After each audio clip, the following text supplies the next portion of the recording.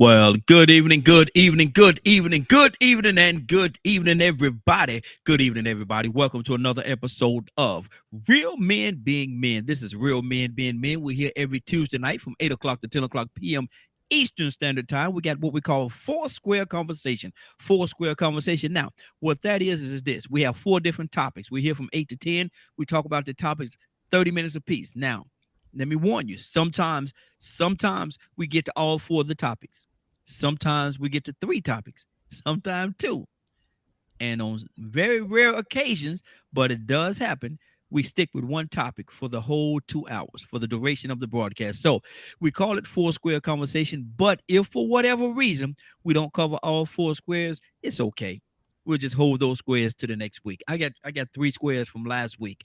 I'm gonna use one or two of them because I got some new ones too. So you know how it work out the way it work out. I'm just the question asker. I'm the question asker. My name is Raheen Ajman out of Atlanta, Georgia. We got two of my brothers. We got this. We brothers from this. We got the how to say the thing. We got different mothers, but we got the same father. I almost forgot how I said it, but look at here. We're gonna go to Captain Leonard first. Leonard, tell everybody who you are, where you're hailing from, and where were you planted. This is Leonard Jones, the Vice President, New Order National Human Rights Organization. I am from Saginaw, Michigan, Mm-hmm. but I'm hailing from Covington, Georgia. There you go. See, I had to say it that way because I know you got two different things going on with you. And we, yes, sir. Yes, sir. Ryan, that's my brother from another mother, but we got the same father as well. I got it right that time. Tell everybody where you're hailing from, brother. My name's Ryan, and I'm hailing from Detroit, Michigan. Good deal. Good deal. Detroit. We got a few other brothers that's actually going to come on with us, and the phone lines are open. If you want to be a part of this conversation, you're more than welcome to give us a call. All you have to do is dial, very simple, dial 508-924-3521. 508-924-3521. Give us a call. Let me see. Oh, good deal. Good deal. I'll read the screen. Now, Ryan, I'm going to start this off with you, brother. And the first question is this. When did you, outside of age, we're not thinking about age at all. But when did you realize that you were a man? Uh, when did I realize I was a man? Not like I said, they go through from that song like boys to men. The songs from boys to men. When did you Yeah. realize you transitioned from being a little boy, a young man, to now I am a man? Probably when my first child was born. Mm-hmm. Um, Even all the mess that I had gone through in my life and was doing to myself up until that age, it really didn't kick in Mm-hmm. to where all right, because I mean, no, that's probably not even true. I'm gonna go ahead and say I was about 14, and it was because I was living on the street, so I didn't have any alternative but to become a man. Like, Mm-hmm. sure, I was still a child at age, but I was responsible for a life, my own, Mm-hmm. and so I had to man up and start going to work, going to school, taking care of business however I could uh, to make sure that I survived. So I'm Mm-hmm. gonna go with that. Good deal. Good deal. Captain Leonard, when did you realize? And again, we're not talking about age. It has nothing to do with the age. But when did you realize you were a man? I was around 12 or 13, Mm-hmm. and it was because I was taking responsibilities for me. Mm-hmm. So, and also uh, based on, custom and being born and raised in the church, that is about the time when you start accepting the responsibility of being a man Mm-hmm. on different levels. Because it was told as a story of Jesus around the same age had begun to be about his father's business, and he had put away childish things. So I was preparing to be, what I would become at that age. Mm-hmm. I was very independent. My parents didn't have to, didn't treat me like a child anymore. And even in my church family, I was respected as a man Mm-hmm. because I was responsible. I was in control of my behavior, and I was just a very reasonable and rational individual at that age. I Mm-hmm. didn't behave like a child. Wow, that's good. Responsibility. That is a tremendous. That's a powerful word. That is a powerful word. Now, Ryan, you said that you was out on the street and you had to take certain responsibilities for yourself at a certain age. And then when you start having children, the responsibility, I know at that point it had to heighten on you. It had to heighten. Now it's someone outside of yourself, someone outside of me that I have to be responsible for. What did that do to you and to your manhood? I'm not really sure it did anything to my manhood per se, but what it did was it brought me down. It humbled me. Mm-hmm. So um, when my first daughter was born, I was still a little wild, you know, Mm-hmm. still out there doing crazy stuff, getting smashed every day, um, going out and partying, hoopla, and doing all this crazy stuff. And um, even still, like at that, after she was born, I would still have my days. Mm-hmm. Um, but it kind of humbled me and it calmed me down. I wasn't always looking to fight somebody anymore or go out and do something I had no business doing. Um, so it was more of a humbling thing uh, because then I would begin to think about um, what how my life was because I didn't have a father. Mm-hmm. So then that started to play a role, and so all of these things just kind of start coming together like a puzzle. You know what I mean? Right. That's good, and I'm glad you went there, man. Because I have a question to ask you off of that. What was your blueprint in being? You say you did not have a quote father. What was your blueprint on how to be a dad? So I had to make a conscious decision. I could be like my stepdad, who was a straight up crook Mm-hmm. and didn't care about anybody but himself. Out there robbing, he even stole from me. And I Wow. was the stepson. You know what I Mm-hmm. mean? Um, so I had to make the decision if I wanted to grow up and be like that or be like my grandfather. Mm-hmm. My Mm-hmm. grandfather went to work every day, rarely missed any days.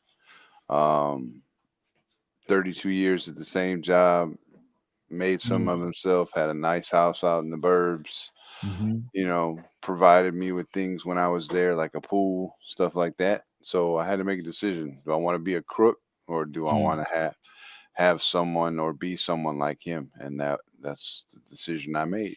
That's good. That's good. Mr. Hicks, good evening, sir. How you doing this evening?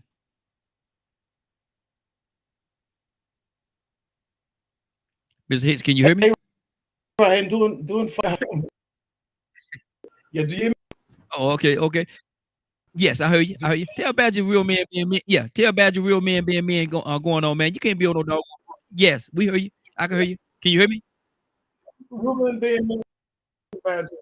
Here I am. All right, But well, listen, I'm asking a question, brother. you. Can you hear me? I'm Mr. Hicks. Yes, I hear you. I'm Everything's asking good a there. question. Yes, sir. Yes. When did you realize? And we're not talking about age. We're not talking Okay. about age at all. When did you realize you were a man? Mm. You had transitioned from being a little boy to a man. When did you realize you were a man, Mr. Hicks? Mm.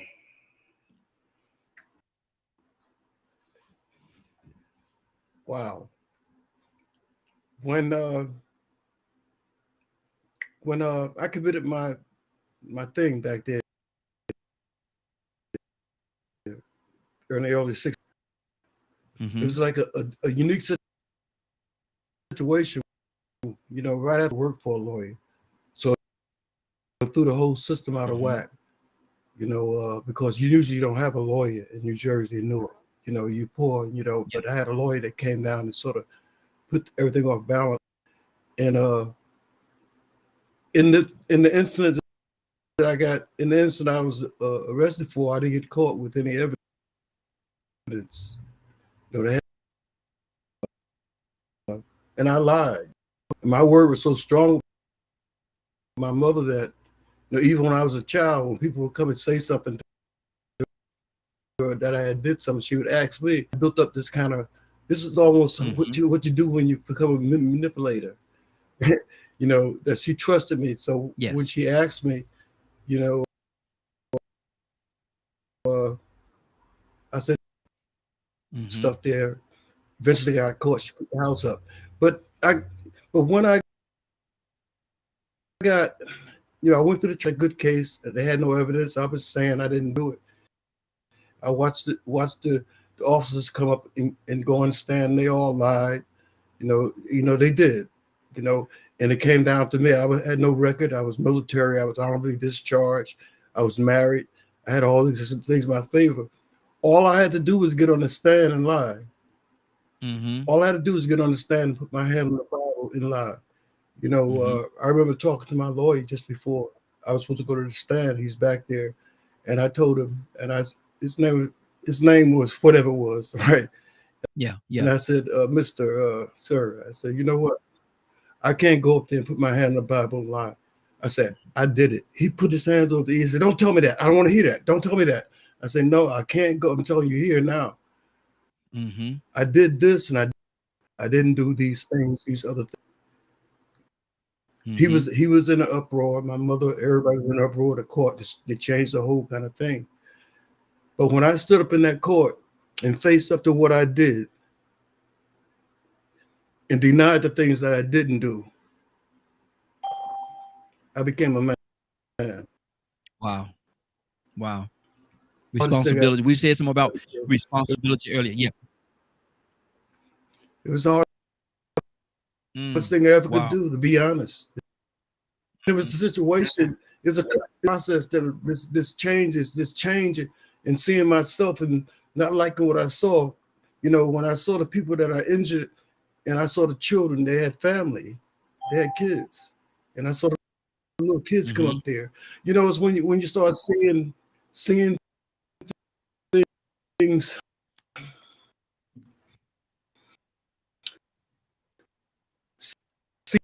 Come on. I was raised with that thing. I just could not go and put my hand on the Bible and lie. And I know all the talk about the Bible and the historical, whether or not this and that. It's just something I know in my very spirit. There's essence of truth there. And the principle is that there's power in truth. In trying to be the best you can. So I became a man. And it was hard. My wife fainted in the courtroom. You had a young wife. Had a little baby. She fell out. She fainted. And how did you feel after you revealed that truth, and that weight and that burden came off of you of having to lie? How did you feel after you actually told the truth?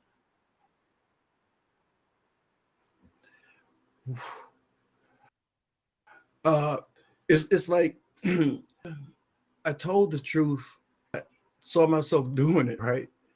After I did it, it's like I wish I could go back and change it again, because I'm saying at the meeting kind of thought like I had this case beat. I had it beat. Yeah. I had this case. There was an interesting thing like that. But I'm gonna tell you an interesting thing. I'm talking about this thing that was happening my whole life, right? I was out on bail for this trial, so I wasn't coming there from the court, from the county jail or anything. I was just coming in with a suit and tie, and my family had a whole big circle of support around me. It's just like the things that they said that I had done, it didn't look like this guy couldn't have did that. It was that kind of doubt there. Yeah. But I sort of lost my point. How did you feel after you told that truth? After you and you didn't have to stand on that stand and lie. How did you feel? How did you feel at that moment when the truth came out and you told it? I'm being honest. I felt like I wish I could pull my words back. I wish I could change my mind. but what happened was One that of was them that was Urkel moments. Did I do that? yeah, like it was almost like something that, and it's a sense of righteousness that came up inside of me, and I couldn't do anything but tell the truth. And then when I told the truth, it was so new to tell the truth now, because I had been lying for months now. I'm lying to the lawyer, I'm lying to my mom, I'm lying to everybody. I'm creating this facade. And so when I come out and finally tell the truth, it's like, can I pull it back? But right after that, it was like this relief. I was out on bail, and my mom had a house up, had some money up, and I was supposed to be remanded back to the county jail now for to come back and be sentenced. And but something happened, the whole confusion, this thing, right?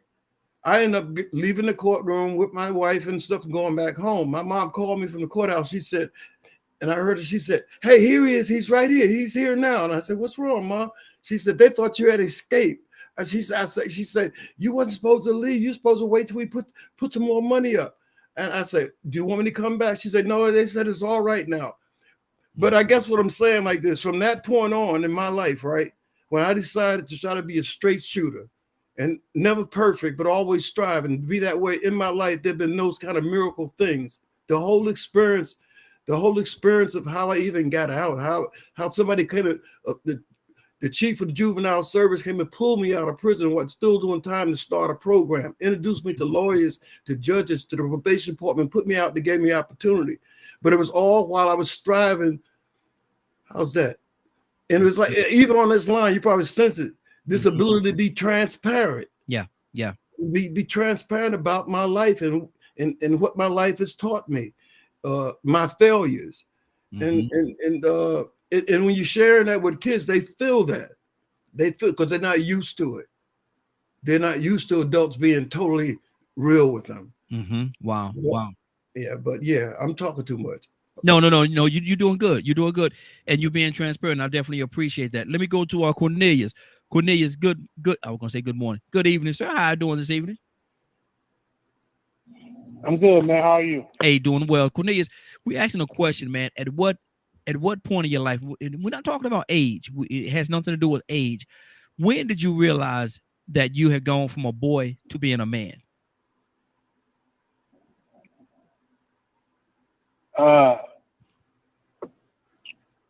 Good question.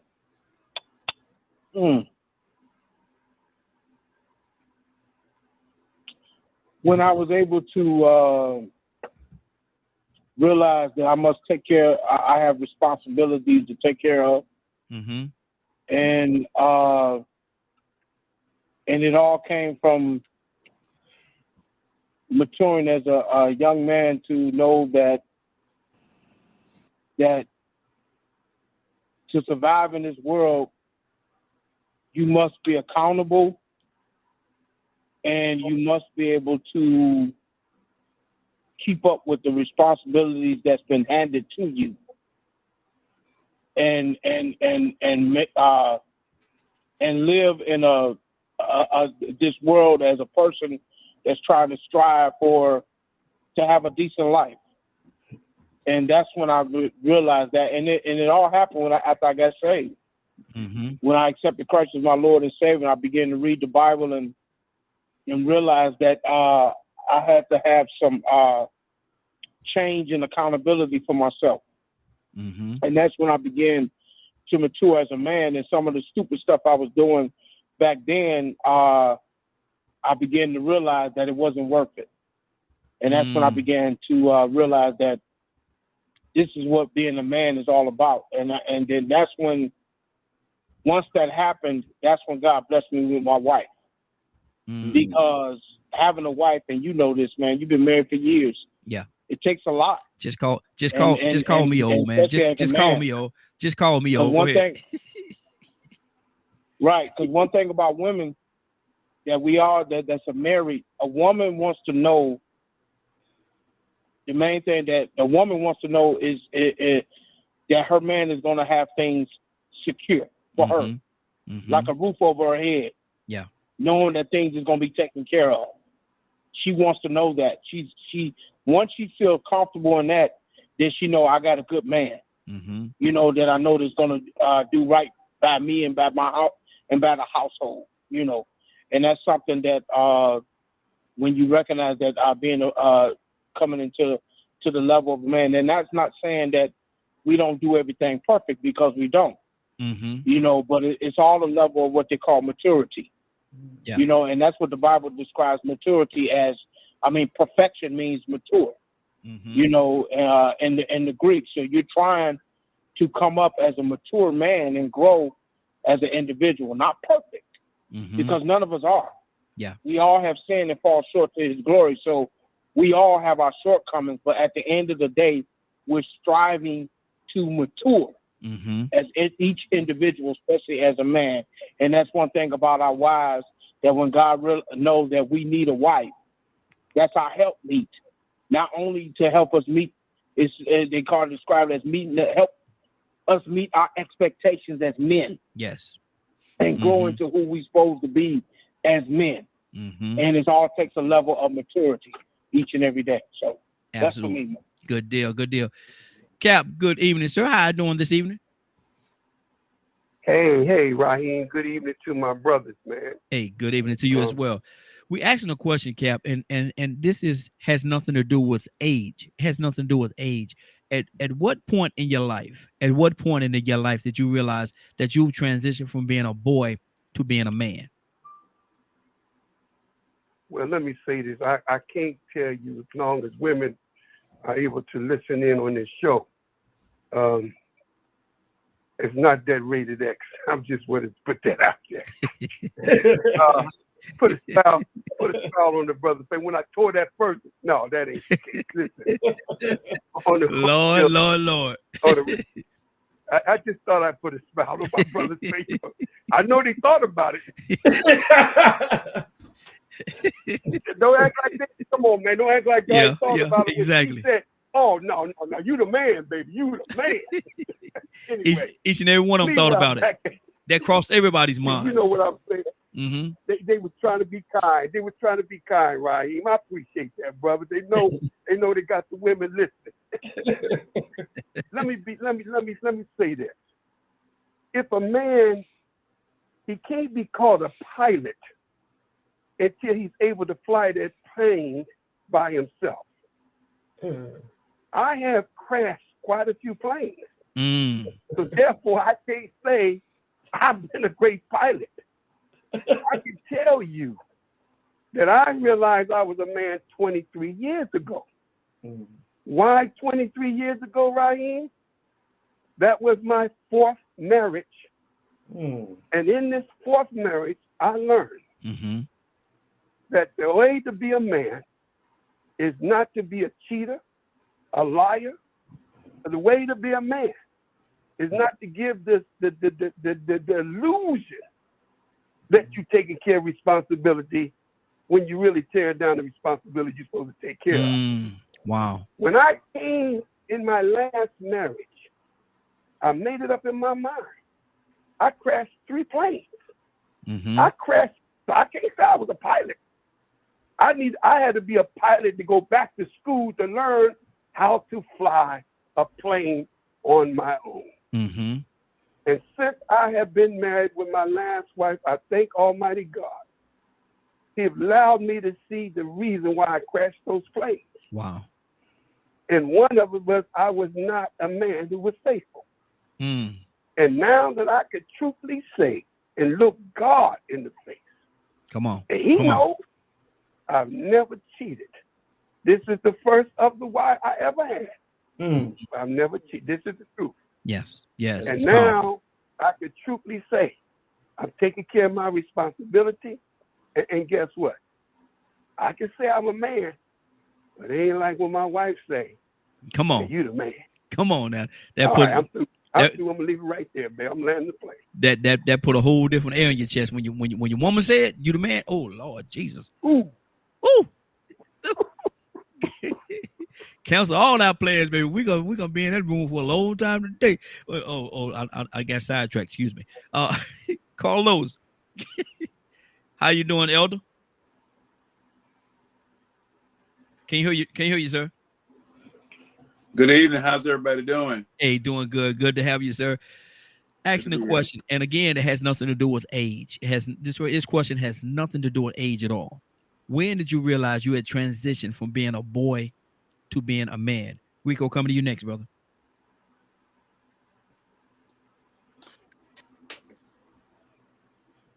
Well, I think I felt that early on because when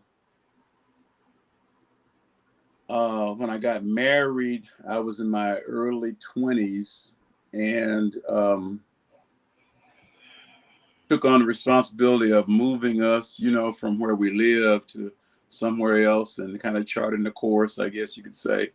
Of course, I thought it was me charting the course. It was God charting the course. But we had our first child and when I was 27. And so I think there's something about having that kid, and being responsible for that kid. That's one of the stages, I think, but I think I felt it a little before that because I felt I was responsible for my wife. I wasn't perfect by no means, but I felt that the buck stopped with me, I felt that I had respect from my wife, and after I had my child, because we had lived way far from home, so I was taking care of everything. I think that's one of the things for me that made me feel like a man, the fulfilling the responsibilities, doing what I'm supposed to do, providing, so it happened kind of early for me. Okay. How did it feel knowing that you were, quote unquote, the man? You was taking care of responsibilities, man. You was handling things. Carlos, how did that make you feel? Well, of course, it felt good. I grew up kind of like an old soul. I was raised by my grandparents, so I think it made me feel good. It did. It made me feel good. Yeah, I can just say that it really made me feel good. Good deal. Rico. Now I'm gonna call Rico. He gonna shut his doggone screen out. What's going on, man? I keep hitting the wrong button, man. I'm trying to hit that mute button to hit the camera. There you go. Rico, and again, man, this has nothing to do with age. There's not a number that we could put on this thing. But when did you realize, Rico, when did you realize that you transitioned from being a boy? Now I'm a man. When did you realize that, Rico? First time I went to jail. Wow. They don't play no more. Ain't no more games. Ain't no more games. I couldn't play the little cute high school student role no more. I'm a good student, man. I make all A's and none of that stuff, man. Nah, man, when I was younger, man, I always had a lot of responsibilities. You know what I'm saying? But probably not too much different than a lot of other kids, as far as being the older brother, maybe having to step up and defend your mom at 11 years old, different things that a man would do at a young age, But I think I really found out when I bought a trailer at 19, when my first son's mom was pregnant with my son, and I wanted to she already had him like maybe a week before I bought the trailer, but I wanted to make sure that I put her in the spot. So I bought a trailer, and it felt good, but then that first month when all those bills came in, all of them were on me. That's when I realized then, that when I was staying with my grandmama or whatever, that she was paying all the bills, how good I had it. I realized then that, okay, now you ain't got the freedom to just sit back and play and blow your money like you used to. Now you got you thought you had responsibilities. But those little responsibilities that you had were just to prepare you. But now you got the real responsibilities. Real life. And these are responsibilities that 9 times out of 10, we're not supposed to bail you out for. We can't pat you on your back and put you on our shoulders no more. This you. Yeah. You got a baby on the way. You got to put the baby on your shoulder. So I think that's when it really dawned on me when I laid down that night in my own bed and I closed that door up and I said, man, this is mine. Yeah. I just bought this. I was at my grandmama's house last night, but I'm in my spot tonight with my baby in there. Look at the bassinet. Baby, let's get it on. Let's get it. Joseph, good evening, sir. How are you doing this evening? Doing good, sir. How you doing? Hey, doing good, sir. Can you hear me? Yes, sir. Sure can. Loud and clear. Asking a question, man.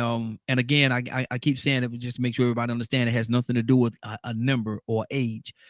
At what point in your life did you realize you've transitioned from being a boy to now I am a man? I'm a man now. I'm a man. At what point did you realize that? When my daughter was born, when I turned 17. Yeah, I was a man because I realized that in that moment that I had to find new ways to bring in income to support my family.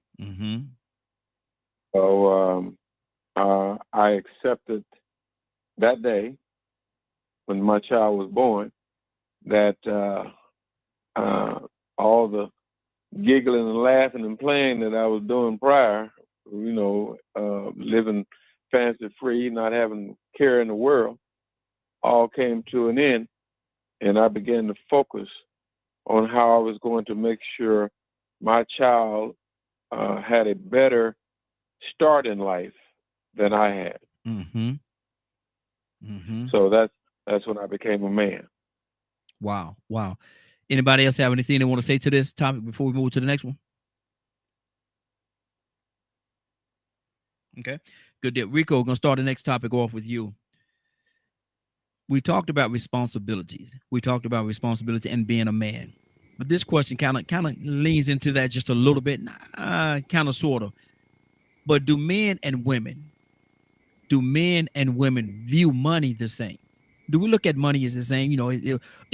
For us, it could be just a way of paying the bills or whatever, but do they look at it a little differently? Do men and women, and I don't want to guide your answer, but do men and women view money the same? I think they view it the same. And I hate to just put this on a man or woman thing because it could happen on either side, but some choose to blow it. You know what I'm saying? I mean, it's like, they might view it the same, but some choose to splurge and some choose to save. It's still the same value. They know that they need it for survival. You know what I'm saying? They know that they need it, you know what I'm saying, to buy the things that they need or want. But the difference is that some people would rather live like they only have one life to live. They say you only live once. So they'll live like you only live once. You know what I'm saying? They say you can't take it with you. And then they don't leave the children anything or leave them prepared. But then you have some that realize, okay, even though I can't take it with me, I got to make sure that I got enough to last me in case I make it to 112.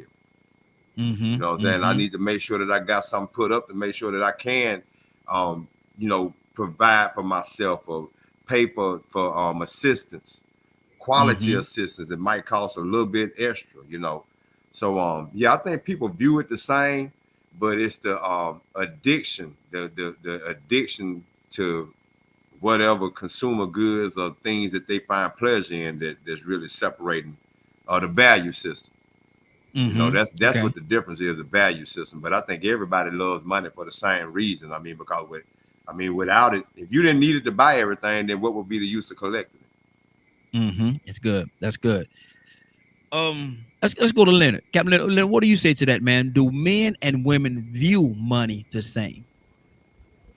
I think that women are more trustworthy a lot of times in a relationship. I've noticed that the majority of men trust their woman. Like, say for instance, my grandmother make sure things were paid, and I can remember to this day my godmother, my mother, and them, that was their business of making sure bills got paid, and the man would go work, and the woman would make sure all the administrative stuff was taken care of, like folks got paid and all that type of stuff, budget and things of that nature.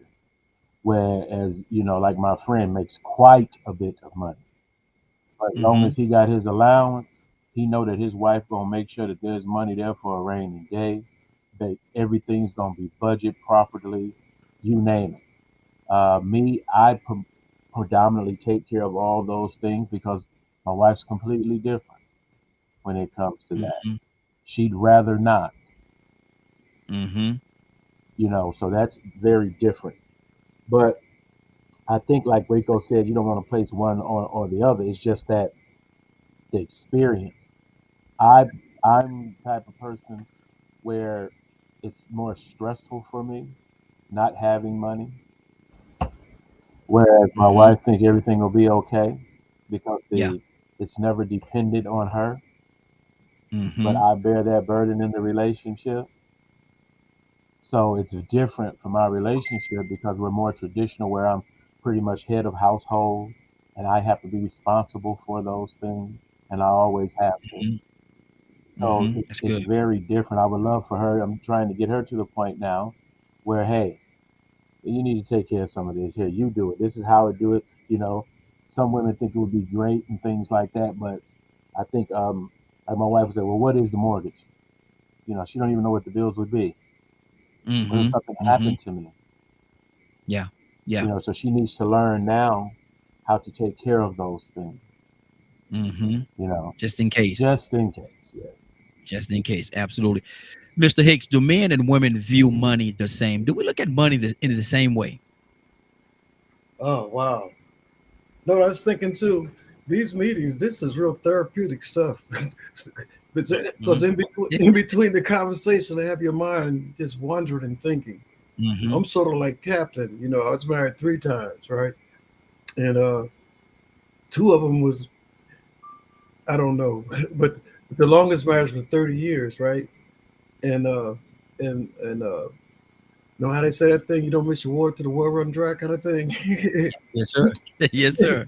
Yes, sir. I mean, Mm-hmm. she was all I did was work. She stayed home, raising the kids. I worked on the road. I traveled. I worked a lot of odd hours, and I just made the money, gave it to her. She managed it. Mm-hmm. She looked for the best deals on things. She wasn't caught up in labels, and she wasn't pretending. She was real practical, real earthy. She kept me in balance because I was spending. I couldn't. Even now, man, I have the hardest time managing money. I'm working on my mindset now. But then this last marriage, when I married at the beginning of COVID, right?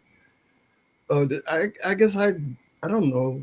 COVID was rough anyway, but it was high class. She's a high class, sort of thought more highly of herself than she ought.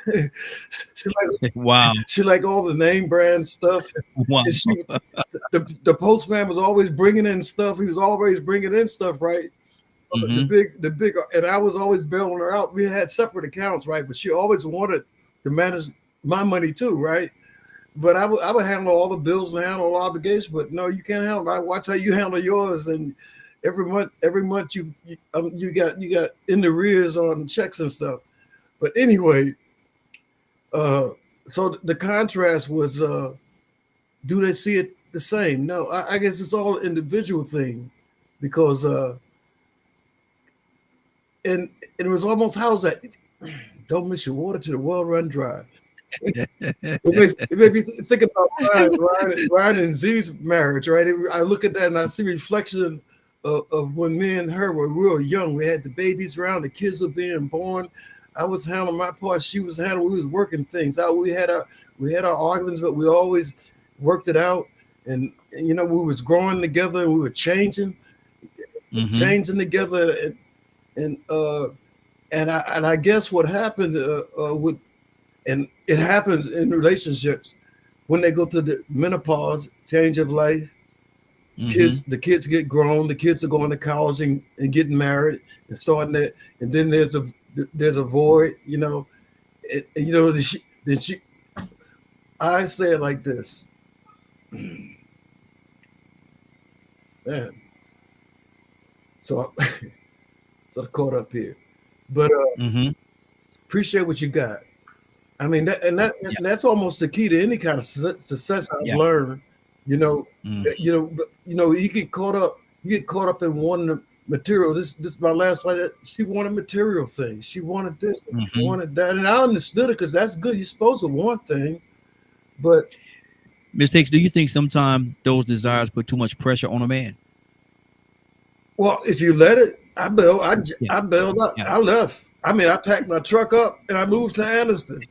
I left my books. I got books there. I got paintings there. I got a guitar. I got all my stuff still there. Mm-hmm. She went on a trip with her family. I packed my truck up and I left because I learned this. I should have saw it earlier. But you got to be free. You got to be free to be who you are. You got to allow people to be who they are. Yeah. But that equally yoked thing on about the money and the finance and the economic, you got to be clear on those things going in. I mean, if you expect me to let you have all, I mean, what I worked for all this year, all this stuff, and you want to manage my money. Every time I turn around, the postman bringing a box or something. She be on those you know, those stations that have advertising stuff. Yeah, on QVC. But she QVC and stuff like, yeah. But I'm not seeing her. She's doing it in secret. Packages is coming to the house. Wow. We did something at the house over the weekend, man. It had our family was over and everything, and we was playing music and karaoke and all kind of stuff. We had a real good time, man. Had a real good time, and a song came across, and it just made me think about it. You just made me think. You just made me think about somebody. Everybody mute your line. I got some background conversation. Leonard, I can hear you, brother. No. I'm sorry. That was Rico. I'm sorry. That was Rico. And a song came up. They did a karaoke on it, man. I never heard this song before in my life, man. Y'all might have heard it before, but the guy was saying, "Do all you could mess with all this stuff, but don't touch my truck." Y'all heard that song? Don't touch my truck. Don't touch my truck. Sound like some country. I don't listen to country. It is.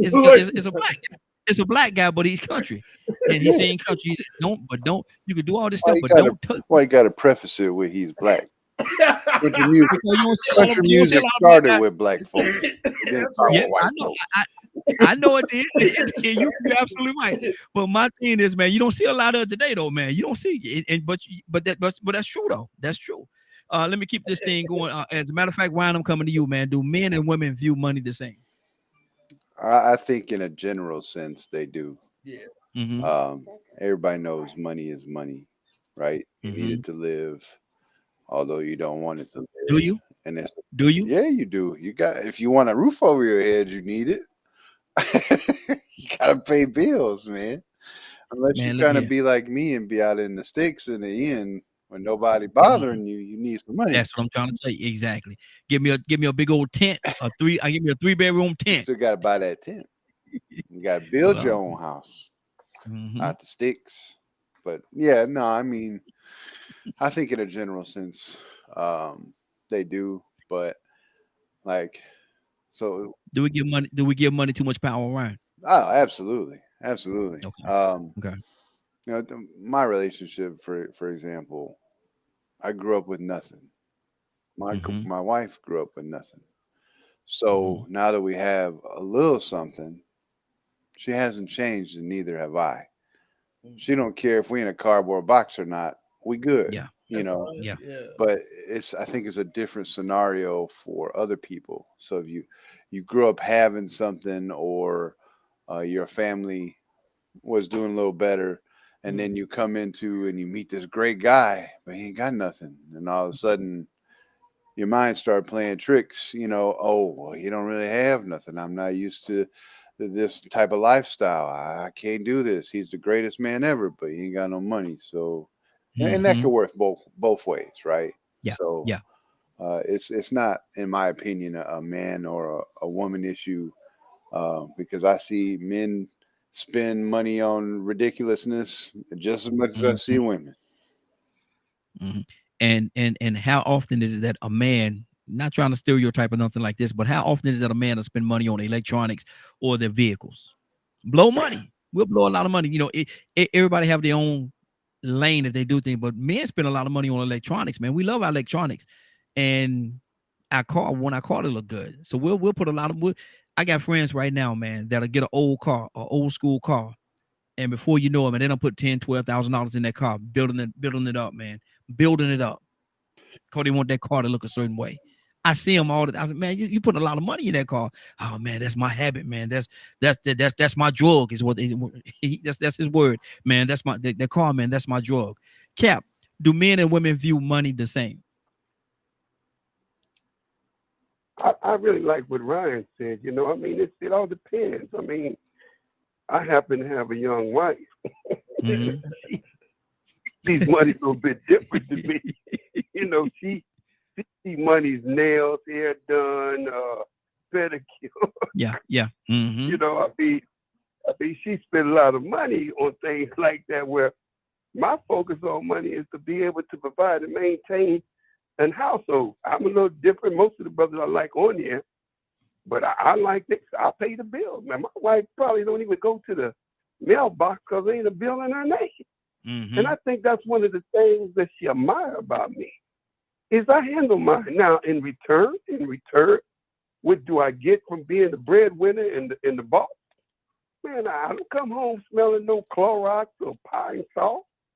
I smell that bean soup. I mean, I don't get no excuses when it comes making sure my dresser drawer is full of all of my clean clothes. I ain't got to question that. Mhm. I handle my business. You handle your business. Yeah. And other people need to stay out of my business when it comes to my business. Mhm. Girl, you worship that, and I don't want you to stay out of my business. That's why most of these women single. Yeah. But Yeah. the bottom line, no, my wife have a different attitude about money Mhm. because I give her this security that, you know, hey, I like you looking good, girl. Mhm. Yeah, I don't want you walking around here with no daggone bonnet on your head, bedroom slippers, Exactly. looking like somebody grandma. Dragging your feet. Man, please. Dragging your listen, oh, girl, I like them nails. Mhm. Oh, girl, get your, oh. You ain't gonna Mhm. be scratching my leg up with them bad toenails. So listen, I pay the cost to be the boss, but man, up to her. She likes to shop. Yeah. She don't see money the same way. And when you come, and I like what brother said, you know, right? I mean, listen, they're being to blow a lot of money. I don't think no woman go in no strip club and blow the kind of money them brothers blow in that strip club. I'm sure. If many of these brothers' wives and know the kind of money they blow in that strip club, I think things will be a little bit different at home. Yeah. I don't think no brother going, you know, baby, you know what I did with that stripper? Man, I just dropped over $1,000. I don't think a man go, and what about gambling, the casino? Yeah. Exactly. You don't see, Hold on, no Cap. Hold on, no Cap. Hold on now, Cap. You try to stay Steve Harvey place or something now? You telling a little bit too much now. I just stepped on some toes. You know what? That's what's on my heart right here. He said, let me stop right there. But I'm gonna tell y'all something, man. I was in the bank the other day, man. One day last week, and you know, getting some money for the event we did Friday. And a young lady came. She was in the line in front of me, man. Young girl. She had a backpack on her back. And I'm like, man, you know, that's kind of weird. She got a backpack in the bank. And she went up to the window and she opened up that backpack. And man, she started pulling stacks of $1 bills out, putting them on the counter. Stacks. She had at least about 8 stacks. And when I'm talking stacks with rubber bands around them, man. $1 bills. What kind of job you think she got? Anyway, let's keep that backpack was sitting on something though, wasn't it?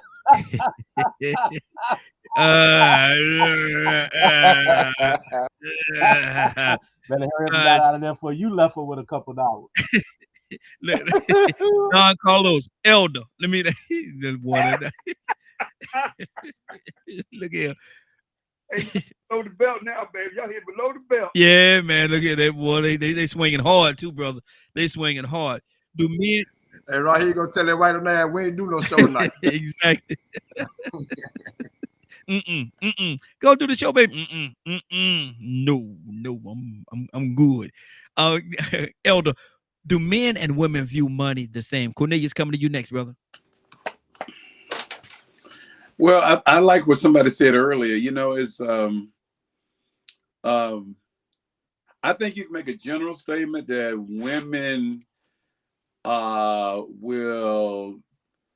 they can be irresponsible with money if they depend on you, if they trust that the husband's going to take care of them. Somebody about to get in trouble. But you know, I think like somebody said earlier, it kind of depends on your upbringing. It depends on what you saw coming up. It depends on your experience. What if you had other, you know, relationships and marriages, and what worked and what didn't work, you know. And I think also there are stages in your marriage. Let's say if we're talking about a married husband and wife, there are stages in marriage where the guy may be more irresponsible than the lady is, and so he may have to just go and eat some humble pie and say, okay, you handle, you know, the bills, you know, for a while, writing the checks and all that kind of stuff for a while. So I don't think there's any hard, fast thing about it. But I think when you ask that question, the first thing coming to my mind is that, yeah, well, you know, it seems like the woman will be a little more daring on certain situations. So, you know, there are things that we don't have to have. She wants to get new this and new that. When a guy, we could just settle with the, you know, whatever we had at first. You know what I'm saying? You know, for a while. So she comes to enhance. So she's freer, I think, with money to enhance and to make a home and all those kind of things. And, you know, make everybody look good, make it look like it is a family. More than the guy is. He may have his, some guys have those little toys and things, and some of us just we're in survival mode. I know when I was coming up with my family, I was survival. I had 5 children, so I'm trying to take care of my kids. You see what I'm saying? Yeah, I don't have no toys. Exactly. But, let me ask you this question right here. Let me ask you this question. This is a little different from the topic we're talking about right now, but I'm going to ask you this question. Why is it that we could have our bachelor pads and they look a certain way, but as soon as we move a woman in, she put them women touches on it, man, and the place looks so much better, man? What is that all about, man? You asking me? Yes, sir. Well, you know, a woman's just got it, man. They got that style, and they make things look better. I mean, we just most guys are just functional. The only reason that a guy will clean up his house and everything like is because maybe a woman coming over. Okay, not all guys, you know, because there's no hard fast for just all guys are the same, all women the same. But I don't think we don't have that touch. I mean, you watch a woman fold some clothes. You know, even if I want to try to fold my clothes right, they just come in, flip, flap, flop, boom, and it's like, how do you know? Okay. They got the touch. Now, how do they do that thing? Flip? What is that thing? How do they do it? Flip, flap, flop, boom. Okay, I was just wondering how you said that. Cornelius, do men and women view money the same? Do we view money differently? As I've been listening to everybody, I've been like toiling over a few things in my head. I'm gonna go along the same side as this in saying that it all depends on the culture, or the people, how they've been brought up. Because what I've learned over the years, and I know y'all probably have heard this before, women, and it goes back to your first square, women mature faster than men. Because if you notice, I've seen women get out here and get it before a man get it. They know how to go out here and get that car before we get it. They know how to go out there and get that house before we get it. They know how to do a lot of things before we get it. I've seen grown men stay at home with mama and the daughter done moved out on her own and getting her own place. So in saying that, women know how to manage money better than we do. Women, we are more wasteful than women are. And in saying that, because why? I'm just going by what I've seen over the years, because, and the people I've been affiliated with through these last 40-something years, I've been growing up as a young man and into my 50s. I've seen that where in our society, especially in the Black community, when you're coming up and you don't have nothing, especially as men, when you finally start making a little something, you want to go out there and get it. You like to dress nice, especially being from Detroit. That's all we do. We've dressed. Go out there, get suits, wear our hats and our dress shoes, our gaiters, and all that stuff.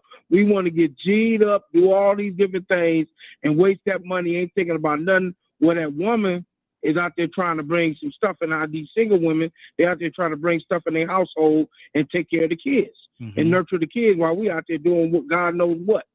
Like they was talking about the strip club earlier. I was one of those cats.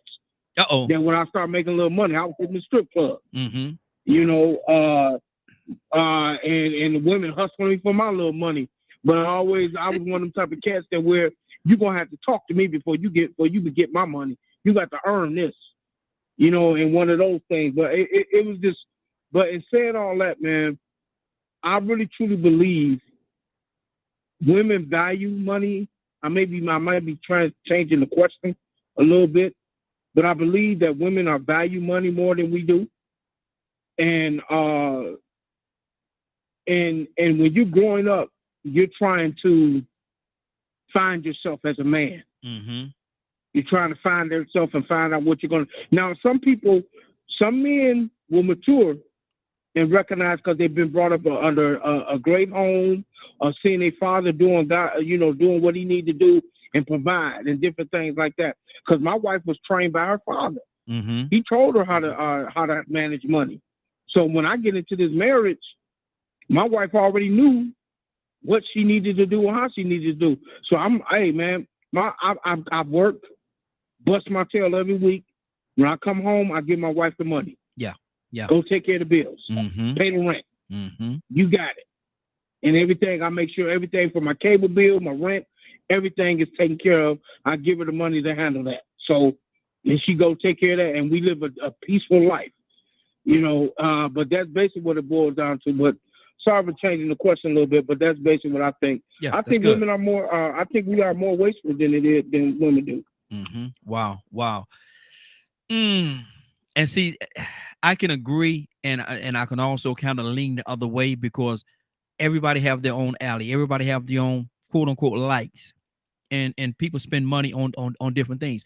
We could like I said, go to the strip club or like I was saying about my friends, the cars. That's their drug. That's their drug of choice. Making up them cars. They spend a lot of money in that. But women have other areas, like Mr. Hicks was saying. Women love to order stuff off Amazon and places like that, man. You'll have a box coming to your house every week. And I hope my wife listening, she might hit me in the head when I come up the steps. But but I'm gonna tell you something, man. A stuff thing will come to the house every week because they love ordering things, man. That Amazon man, he come up here. He look here. He called me by my name, man. He called me house so much, man. Hey, Raheem, how you doing, man? Shut up, man. Hey, Raheem, my wife do the same thing. I work the night shift. Next thing I know, somebody knocking on my door. It's the Amazon man dropping the package at the door. Yeah, so I know exactly what you're talking about. Exactly. That joker called me by my name. Hey, Raheem, how you doing today, man? You gotta shut up away from my house, man. Come out here next week. And I said, don't you come out here next week? He said, I'll be back tomorrow. God almighty. Curtis ain't lying neither. I go to the closet right now and get the gators. Exactly. That's what we do around here. Exactly. Y'all, it's a different way, different thing up there, man. But let me go to Joseph. Joseph, what do you say to that, brother? Do men and women view money the same? Wow. There's some women who are very good at managing money, especially the old school sisters. I remember watching the older gents when I was a little kid.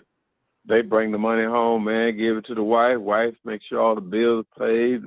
Always kept a hot dinner on the table when the husband got in, and made sure the kids, had school clothes and so on and so forth.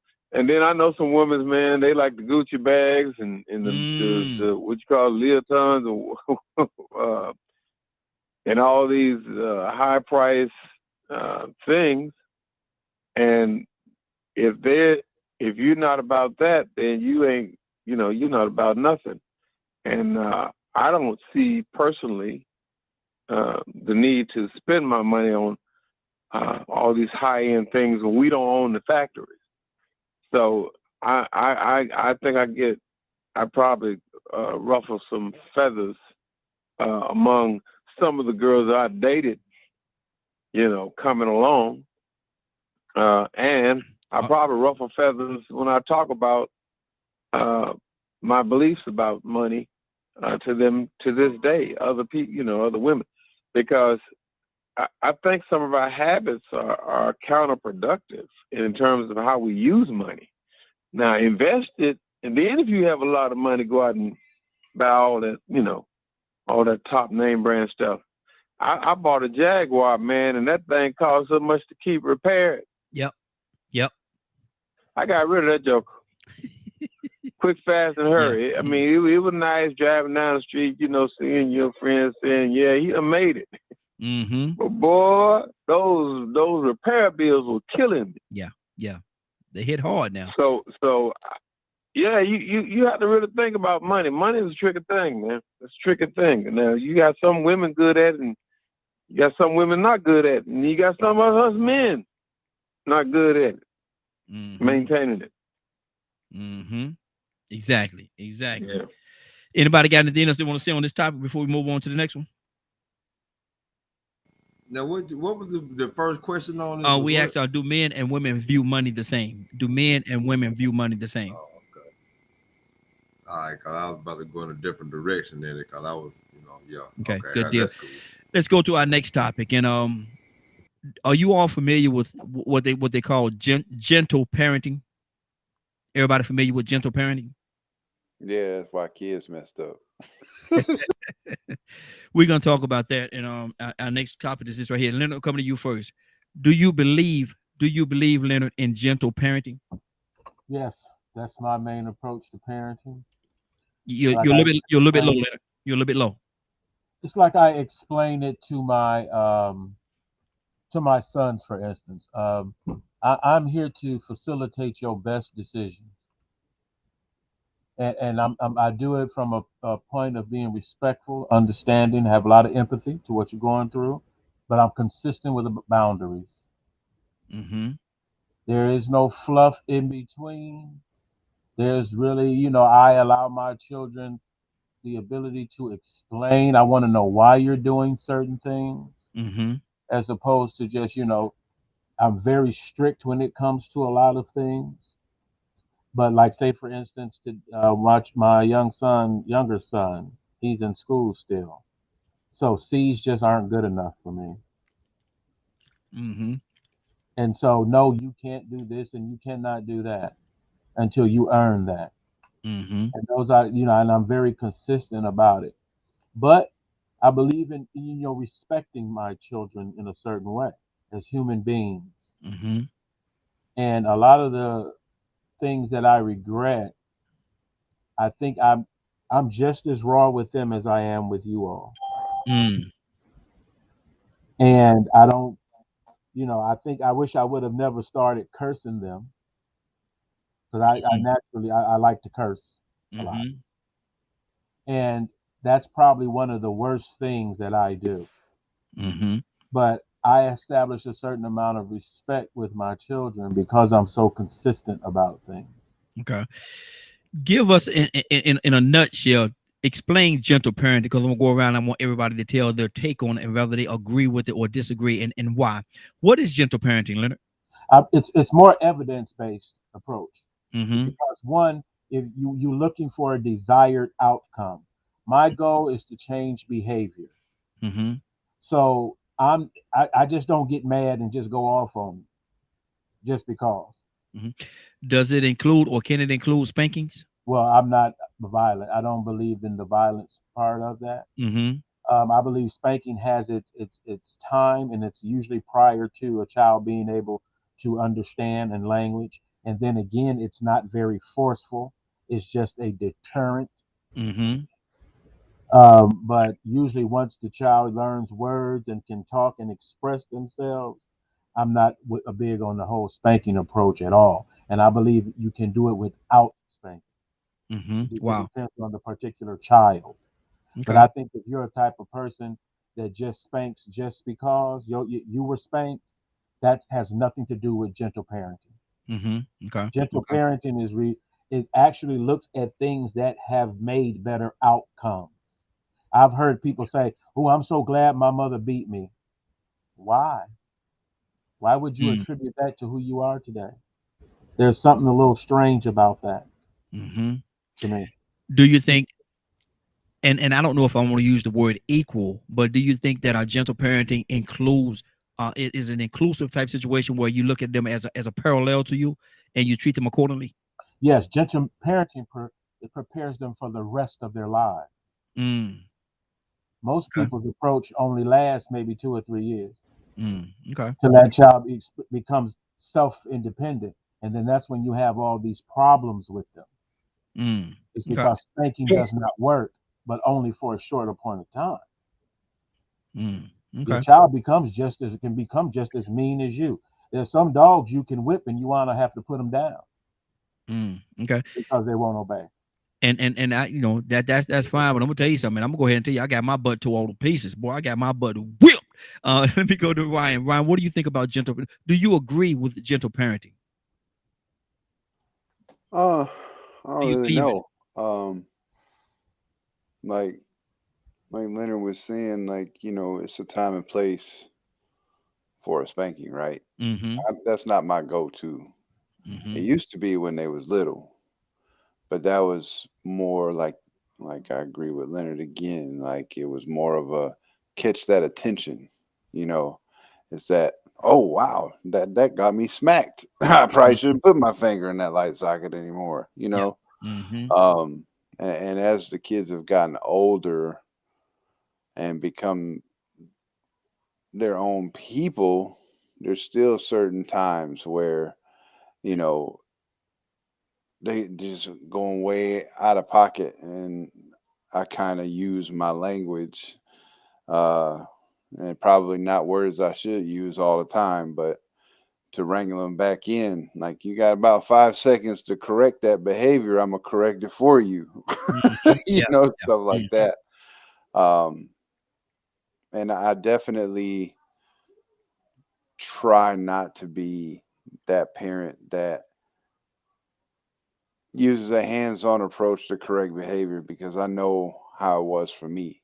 Do you Like, think when it crossed the bridge of a teenager, do you think you should veer back just a little bit more on the spankings and use more of a verbal, or is yeah, I do that before. mm-hmm, I've got a 19-year-old. She's at the house now, mm-hmm, mm-hmm, and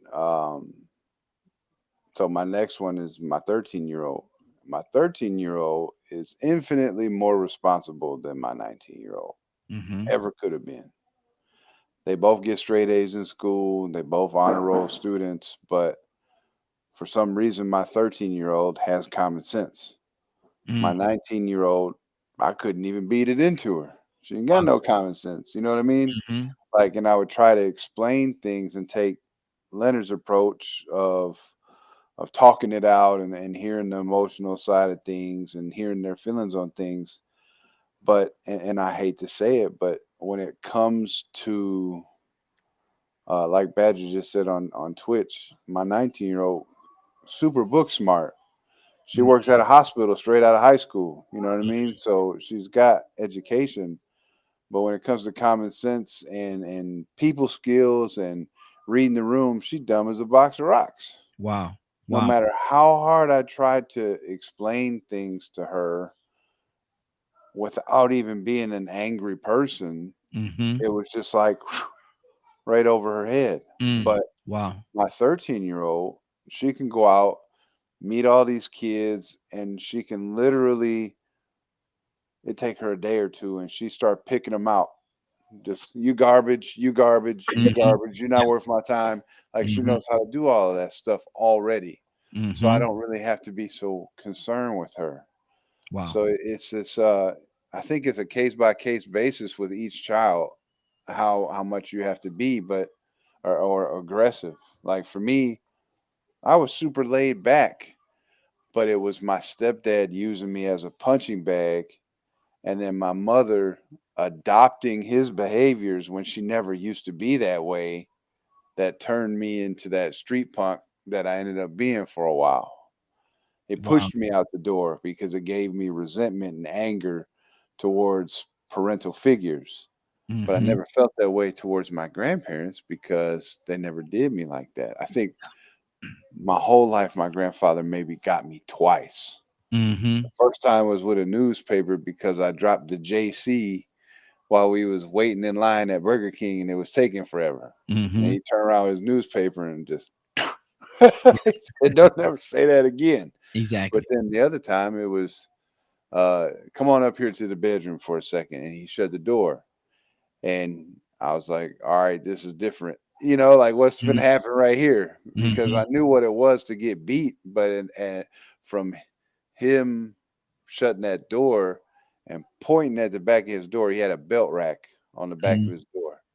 And had all kinds of different belts over there. And he said, "I've never had to do this to you. But at this point in time, you finna get it." Yeah. Wow.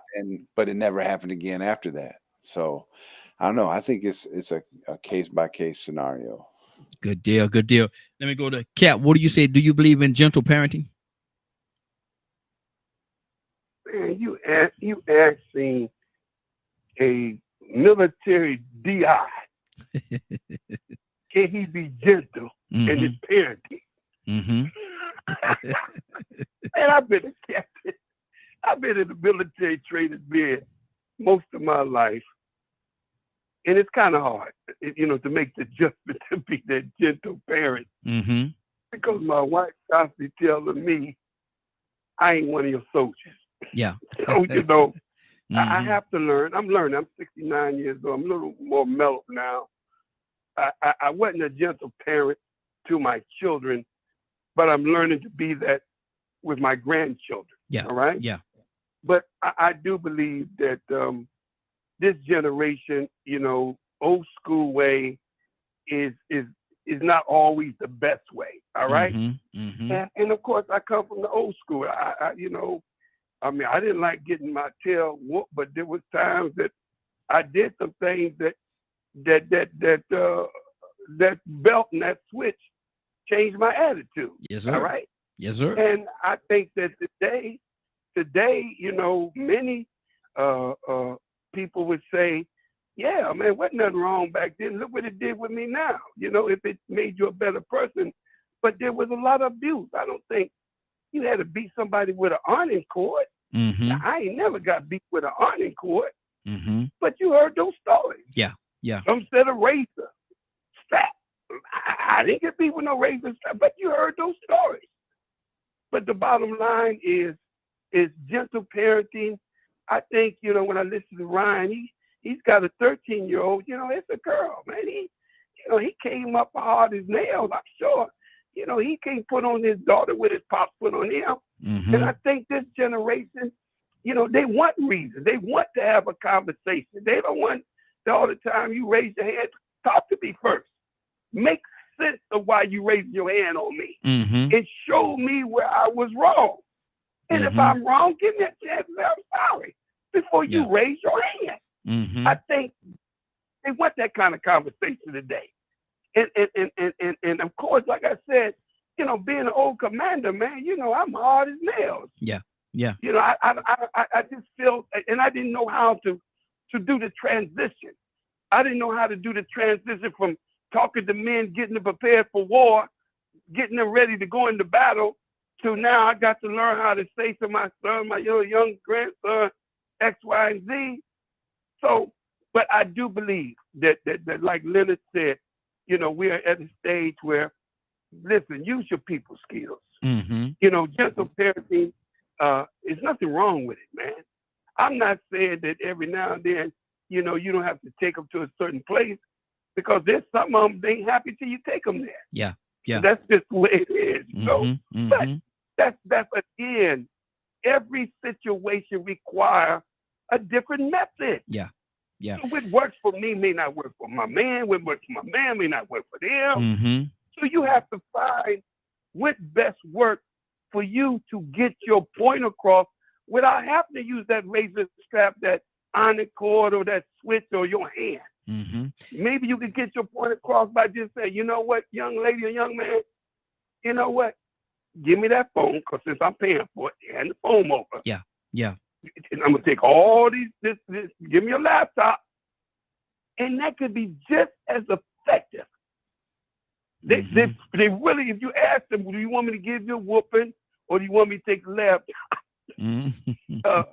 How you want me to take my pants down or leave my pants up? They would rather take the whooping Yeah. than for you to take that laptop. Exactly. So we dealing with a different generation. But I think gentle parenting is cool. Mm-hmm. But I do think that, there's certain circumstance, and I think it's more of the younger ones than the older ones. I think the little babies, the 2-3-year-old, he get ready to touch something. You need his hands back. Man, don't touch that. Mm-hmm. What I'm gonna say? I'm gonna try to reason with a 3-year-old. Don't touch that. See, if you touch that, you're gonna get a 2nd-degree burn, and then they're looking at you. What are you talking about? Yeah, exactly. I can't understand that. Mm-hmm. But I can understand that little switch on my little leg. Mm-hmm. Now you got my attention. Yeah. I think we have to fit the story to the occasion. But I do think gentle parenting today is more required, because some people have took that physical thing to abuse. I think there's some people that's not even fit to raise cats or dogs, to be left alone to be up there. Wow. And when I listen to some of the people on Morning Glow, there's a lot of people on Morning Glow that has been abused by their own family members, fathers, mothers, grandparents, stepfathers. So I think that gentle parenting is the way, and only under different circumstances that I think maybe you have to go to another, not an extreme measure, but to take it to the next level. Exactly. And being a little transparent with it, what's going on. I have 4 daughters. Man.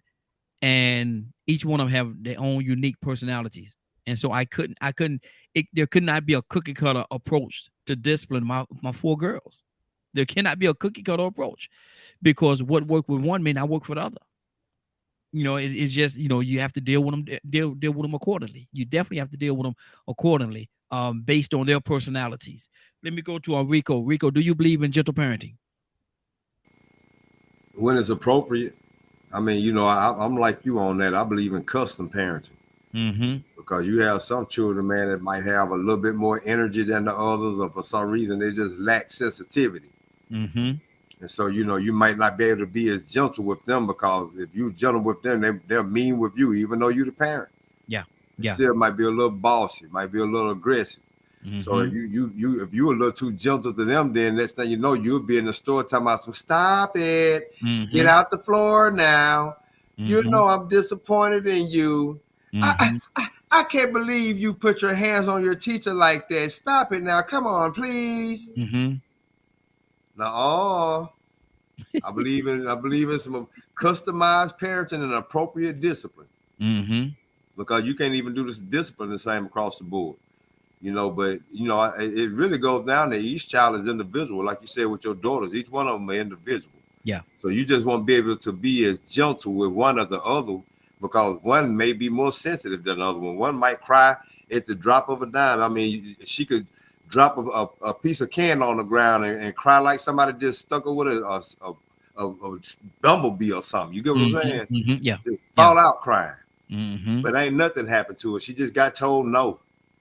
But then you got another one that can sit down and fall and scrape herself off and get up and dust it off and look at you like, I scratched myself. You don't have to be as gentle with her. You know what I'm saying? She's gonna be a little tougher, boy or girl. So I mean, that I wouldn't be able to just say I believe in gentle parenting, but I believe in it being gentle when it's necessary. That's good. Mr. Hicks, do you believe in gentle parenting, sir? Oh, I guess it's a blend. I was thinking as we were talking, I got the ironing cords. Wow. I got the ironing cord. had to work through a lot of that. But you know, I look back and think about, like I said, I was born in 1949. I grew up in Newark and came back and forth to Alabama when all that, you know, all the stuff, the 50s and 60s was going on. And man, that's a huge culture shock there, them two places, brother. But go ahead. yeah, it was sort of good though. Mm-hmm. Yeah, but it was. And if my mother, she knew something about me. She's my mother, and I didn't come to this understanding till she's in her 80s, and we were talking, and I was really getting to know her. You know, children. I experienced my children judge the parents, and it always comes around. No matter, I think on all of us at some level, it comes down to being some things you know come judge you, right? and I don't go for that. You know, I won't play that. I ain't weak like that. You know, I did the best I can, but get out of my face. But anyway, my mother saw something inside of me in the environment that I was growing in with my temper. I was born with it. She said I was born with this. I was always that way. I was mischievous. I was bad. Matter of fact, in that holiness kind of thing, I was demon possessed.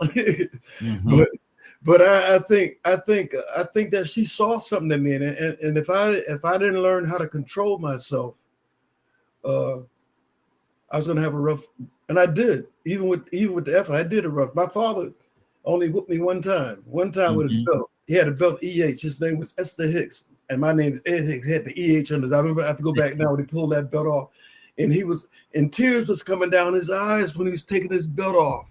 Mm-hmm. He said, Ed, and it was about responsibility. My younger brother was always wandered off, but I was the oldest. That was my responsibility. Everybody in the neighborhood looking for this kid, right? Everybody in the tizzy. And when we finally get him and everything, it's like, that's your responsibility. You're the oldest. And he said, you're the oldest, Ed. Mm-hmm. You have to look out for this family. I work hard. I'm not here. And he was tears coming out, and he hit me with the belt. But his one whooping had more impact on me than all the ones I had my mother. Yeah. But at the same time, how everything works out, I say everything works out for the good. Mm-hmm. It got me to the point where I was able to take a lot. Mm-hmm. You know, just I was able to take a beating. Mm-hmm. Got to be able to take a beating in this world. But wow. But yeah, so while I was raising my kids, it's while I was working as a therapist with the Department of Juvenile Service, and I was going to college at Glassboro State College. So I was taking these courses, ASL, Summerhill, Carl Jung, and exploring all these kind of things. So with my children, I knew this here, that between the ages of like 1 to 6, 1 to 4, the only thing they understand is and it's not the pain. It's not indicating pain, just indicating that you displeased with what they're doing.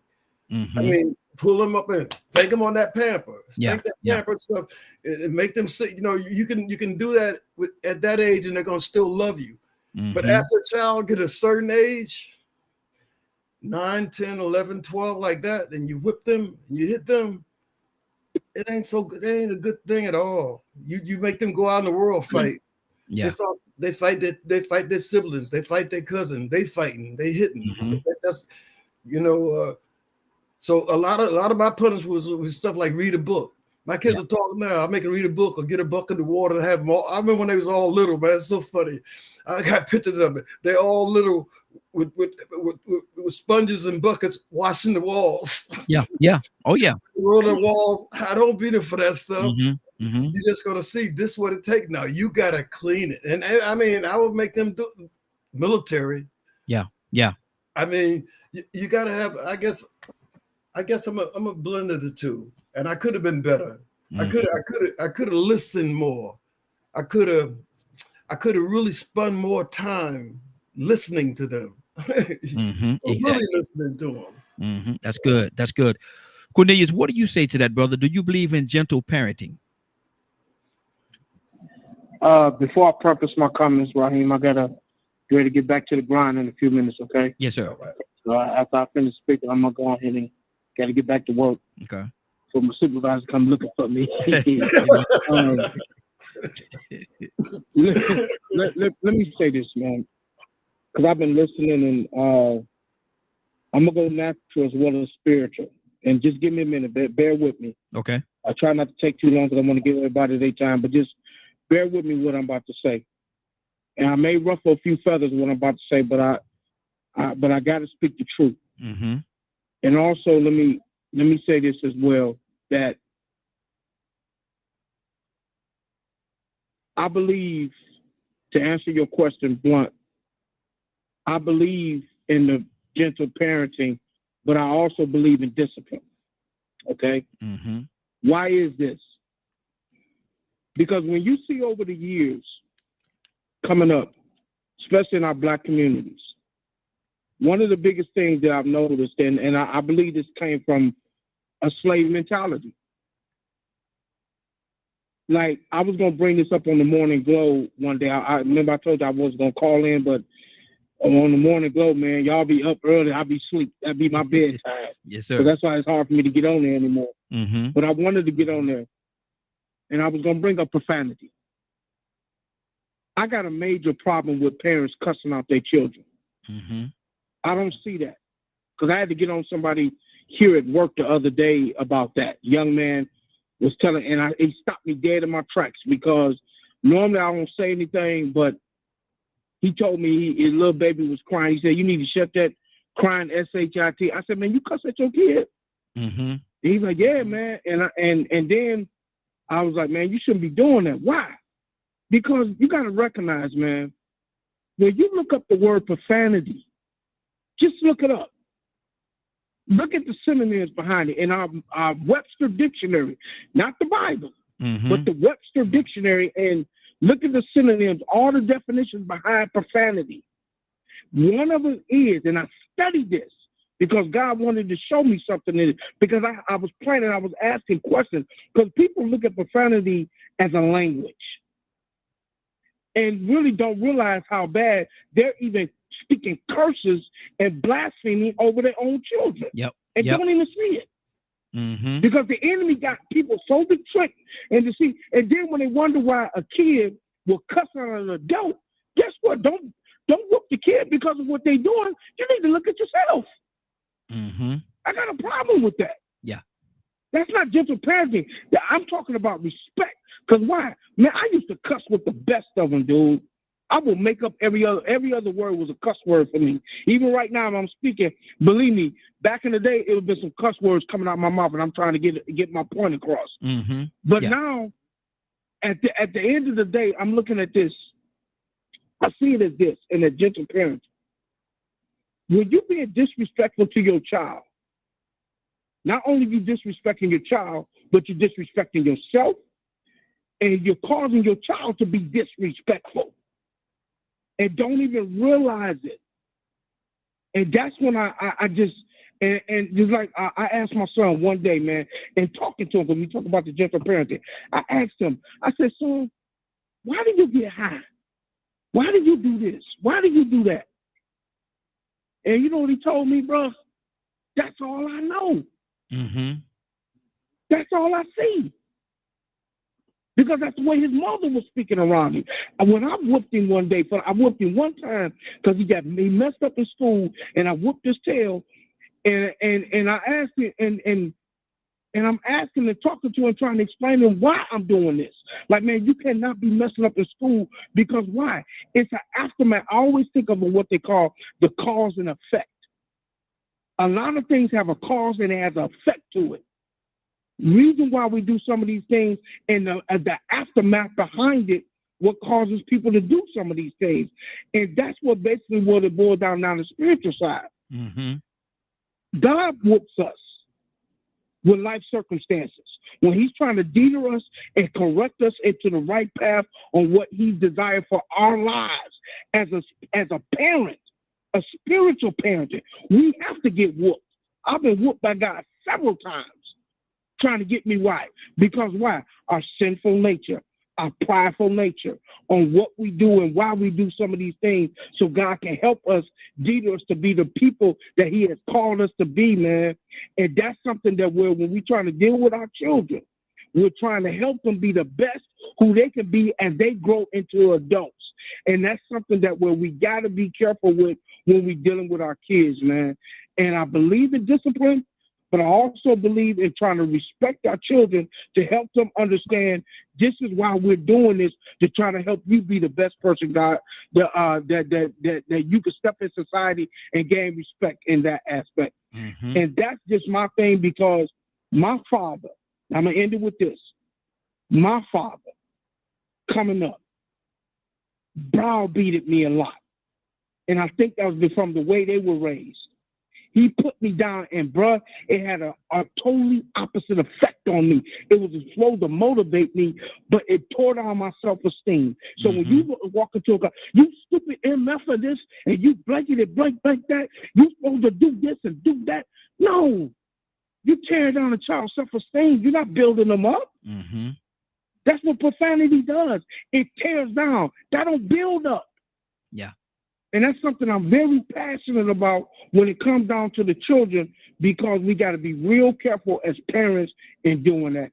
Sorry I took so long, but that's why I asked. Just bear with me, because I'm really passionate about this thing here. Absolutely. So thank you for my opportunity, man. I got to get back to it. Hey, love you, brother. Have a good night. Love you too. All right, good deal. Toussaint, good evening, sir. How you doing this morning? This evening. I'm talking about this morning. Boy, we back on the morning glow already. Oh Lord, he confused. A little bit. Man, I do a lot of shows, brother. Toussaint. How do you feel? Do you agree with gentle parenting? It's all gentle. I think that I guess what you mean by gentle parenting is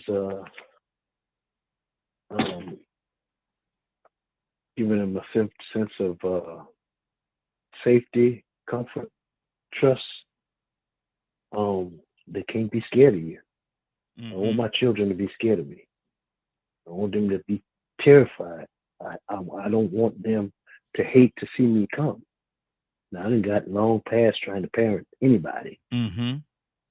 The mind grown and grown. Thank you, Jesus. Wow. Yeah. But at the same time, first of all, I've learned part of gentle parenting is don't you hit that child when you're mad. Don't do anything to them if you're mad with them. Go sit down somewhere. Mm-hmm. And you make sure that your mind is right. A quick reaction is a dangerous thing. Yeah. To you and the child. I hate to see a parent that's your child, but you yank their arm. You know what yank means, right? Mm-hmm. You ain't that much of a city slicker. But just pull a child. Yeah. Don't slap that child. And please don't hit him with your fist. Mm-hmm. Ain't got no business at all hitting your child, anybody, any child with your fist. Mm-hmm. Period. Never, ever. Don't you punch. That ain't good. But gentle family, sure, I'll agree with that. Talk to them. We're not raising animals. You're not trying to train a horse or a dog. Matter of fact, when the puppy is small, you get a newspaper. I heard somebody say something about a newspaper. Oh yeah. And you tap them on the nose. Mm-hmm. You don't punch the dog. Mm-hmm. As a matter of fact, so you got to learn how to talk. Now, here's the deal. The world is mean. The world is not going to be gentle anything. Mm-hmm. And we have come to the point. I ain't gonna sit my 9-year-old son on my lap. Yeah. Come here, baby. Mm-hmm. You looking for you're on the wrong street, buddy. Lord. Because that's he gonna think he cute in a minute. Mm-hmm. Yeah. And part of our gentle parenting has crossed the line. to the point where we're not raising men and women, we're raising something else. Other. And we see it. Mm-hmm. And it's clear. We raising the male, female, and other. Mm-hmm. Yeah. Yeah. And I'm not trying to be discriminating against anybody. You do what you want to do. It's your thing. Go ahead and knock yourself out. But and I'm gonna say this, and I'm gonna try to be short too. We make it seem like God is saying something wrong when he says spare the rod, spoil the child. But we look at all these spoiled children that don't know how to work, they don't know how to talk, they don't know how to spell, they don't know how to do nothing. They can't keep a job. They don't have no respect for nobody. Yeah. And some of them, excuse my language, and I might as well go sit down after I say this because I might get put out of the church. Some of them need the hell knocked out. Hey. Go on over there. You know your way. You know your way. If you don't, here's the question. Here's the thing, Raheem. Some of them are beating the hell out of their parents. Now I said it again. I'm in the corner. You're in the corner. Yes, you are. Go on over there in the corner. Hey, Raheem, and let me tell you something. Just as smooth as Tucson is right now, that's just how he teaches church. If you watch him, he's just like that, explaining things to his members. Just like that. Exactly. Let me go. I got your bail money. I got your bail money. Look at he used to look. That Cap, they done already called. I ain't going to jail. There's the woman when she came. I said, "Come on to the house," because they called on me. But here's the thing: either I'm gonna raise them or you raise them. You can take them right now. But when the conversation, I'll have a conversation with anybody, no matter how extreme it is. But come to find out, kids, you mean to tell me you run away from home because I told you to put the trash out and go wash the dishes? You run away from home? Go get him, Mr. Officer, and you hold him till I get there. Yeah, that's gentle parenting to me. And what's gonna happen when they gentle. What's gonna happen when they get home? They're gonna be gentle. Go sit down somewhere. I ain't gonna do nothing to him. Okay. If he hadn't learned by being locked up, he ain't gonna never learn nothing. And if he thinks it's cute, he really got a problem. And Raheem, because you asked me, I have to give you the textbook, because a lot of people use gentle from just speaking casually. But really, if we remember anything, gentle parenting is evidence-based approach, which means you're actually looking at what has worked for people that have studied parenting, who have a desire to raise happy and confident children. Evidence-based means you looked up something, or you using something that has been shown in research and study to contribute to that outcome that you want, a happy, confident child.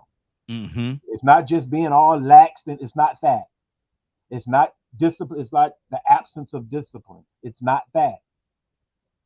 It's an evidence-based approach based on the evidence from people who have studied parenting that you're using. These new parenting books and everything that's trying to, got some people, the Bible say this, that. No.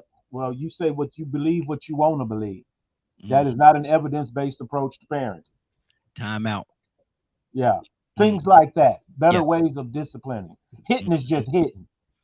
You don't know if that works or not. It may stop what's happening right then, but you don't know how it's going to contribute to your child when they grow up. Exactly. Joseph, do you believe in gentle parenting, brother? What's on your heart? Yes, sir. I do, but as everyone else has said, all of our children are not the same, and sometimes you have to modify your approach accordingly. My daughter used to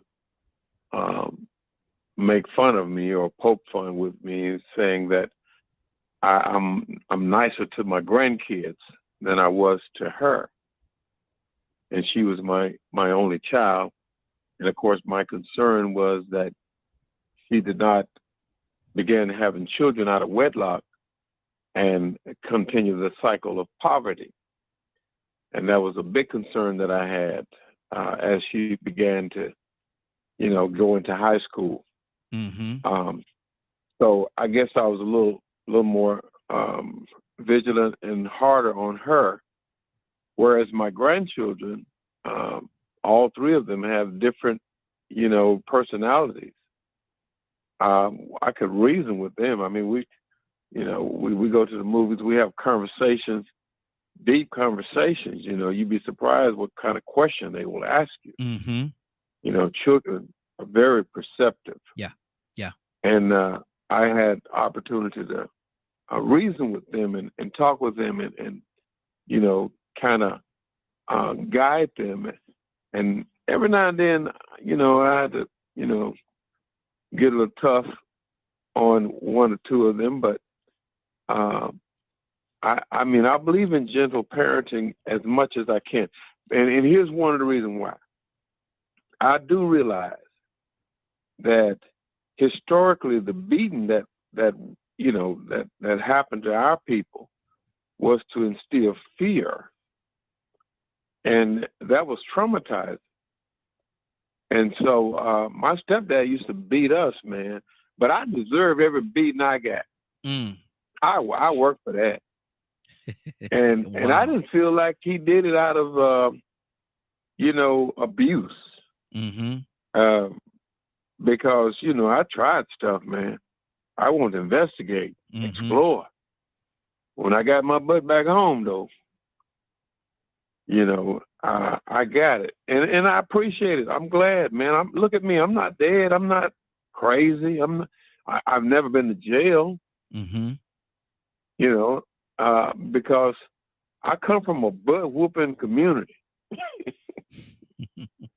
And I understand it. I respect it, and I know how to use it when I have to.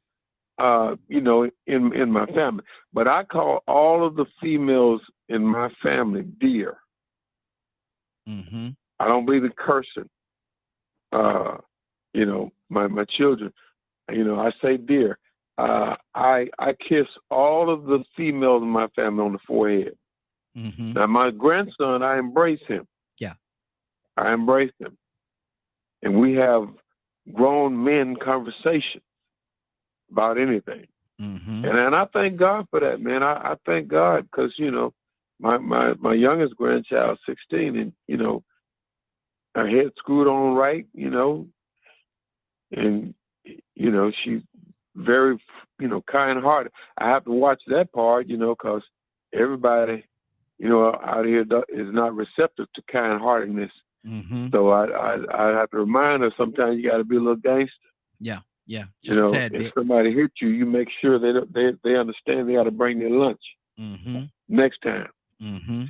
But my grandkids, man, I'm proud of them, man. I'm proud of my daughter too. That's good. That's good. Anybody have anything else they want to say on this gentle parenting?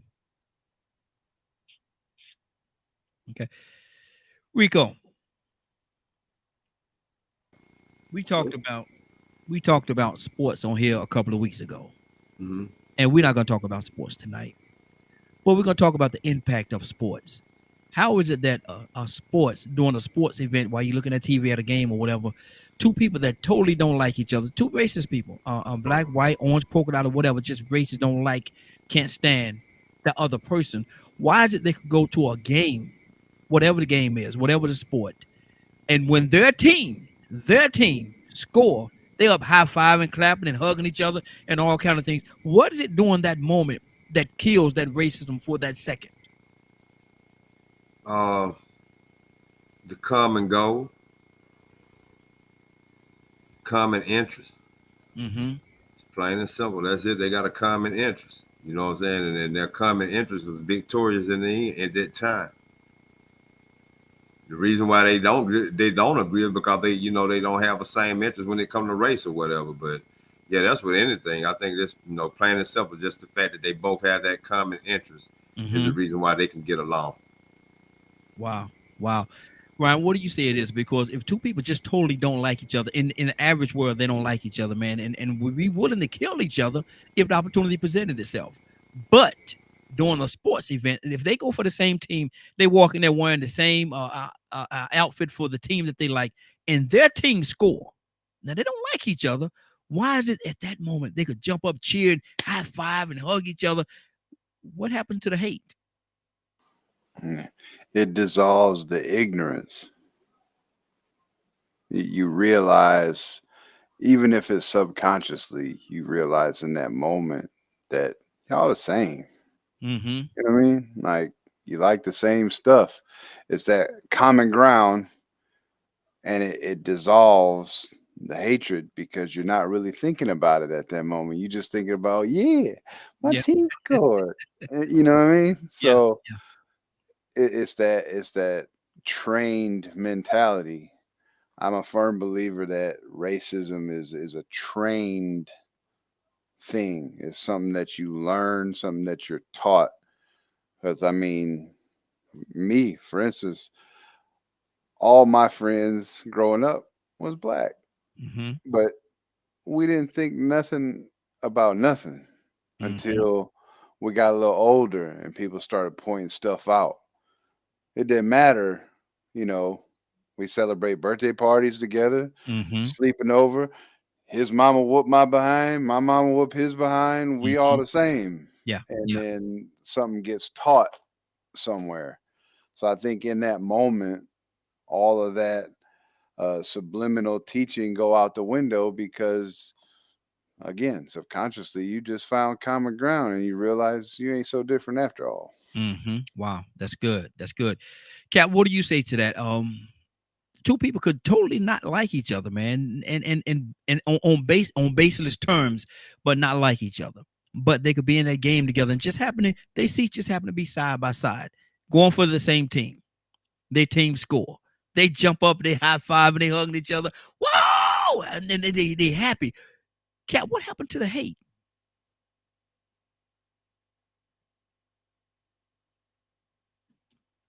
Cap, you there? Cap might have stepped. I'm like everybody. Find that mute button. There you go. Go ahead. What happened to the hate? Two people that really don't like each other for baseless reason, color, skin, whatever it is, baseless reason, just don't like each other. But they go to a game and they just happen to be sitting next to each other and rooting for the same team. When their team score, what happened to the hate when they're jumping up and down, high-fiving and hugging each other and just cheering and celebrating? What happened to the hate during that time? How does sport have that impact? Well, man, sports have the ability to unite people, and sports have the ability to divide people. You know, so it can go the opposite way, you know. But I think that, as Brother Rico said, common interests. I mean, just that, you know, I mean, people vote their common interests, support their common interests, stand with their common. I think they have a common interest. You know, we all live in the same city, and we may live in different neighborhoods, and they may be a Karen, you know, and in the grocery market, and then put on the same jersey, and they friends at the stadium. It's what can I say? It's the fickleness of the world. I mean, sports is probably one of the most dominating activities that has done more to bring people of all hue, race, creed, and color into the same arena, fighting for a team. And I think it's just common interest. Like it's common interest. You go with your common interest, and like I said, it also can have two neighbors. One can have an Ohio State flag, the other can have a Georgia flag living next to each other, and they sworn enemies. Not because of color. It ain't got nothing to do because you black, I'm white. It's because you flying the wrong flag and you with the wrong team. Yeah. So that's a reality too. Good deal. Leonard, what do you say to that, man? How does sports, that moment, that moment of scoring unite two people that really don't like each other or for ill-gotten reasons hate each other? How can sports do that? Man, I'm rarely at a loss when it comes to certain things, conversations. Mm-hmm. But this, I think, is one of them times Wow. because I'm not into sports like that. Man, you like them Saints, them Aints. But not enough to sit there next to a racist white man and enjoy the game. Wow. He can have that ticket. Mm.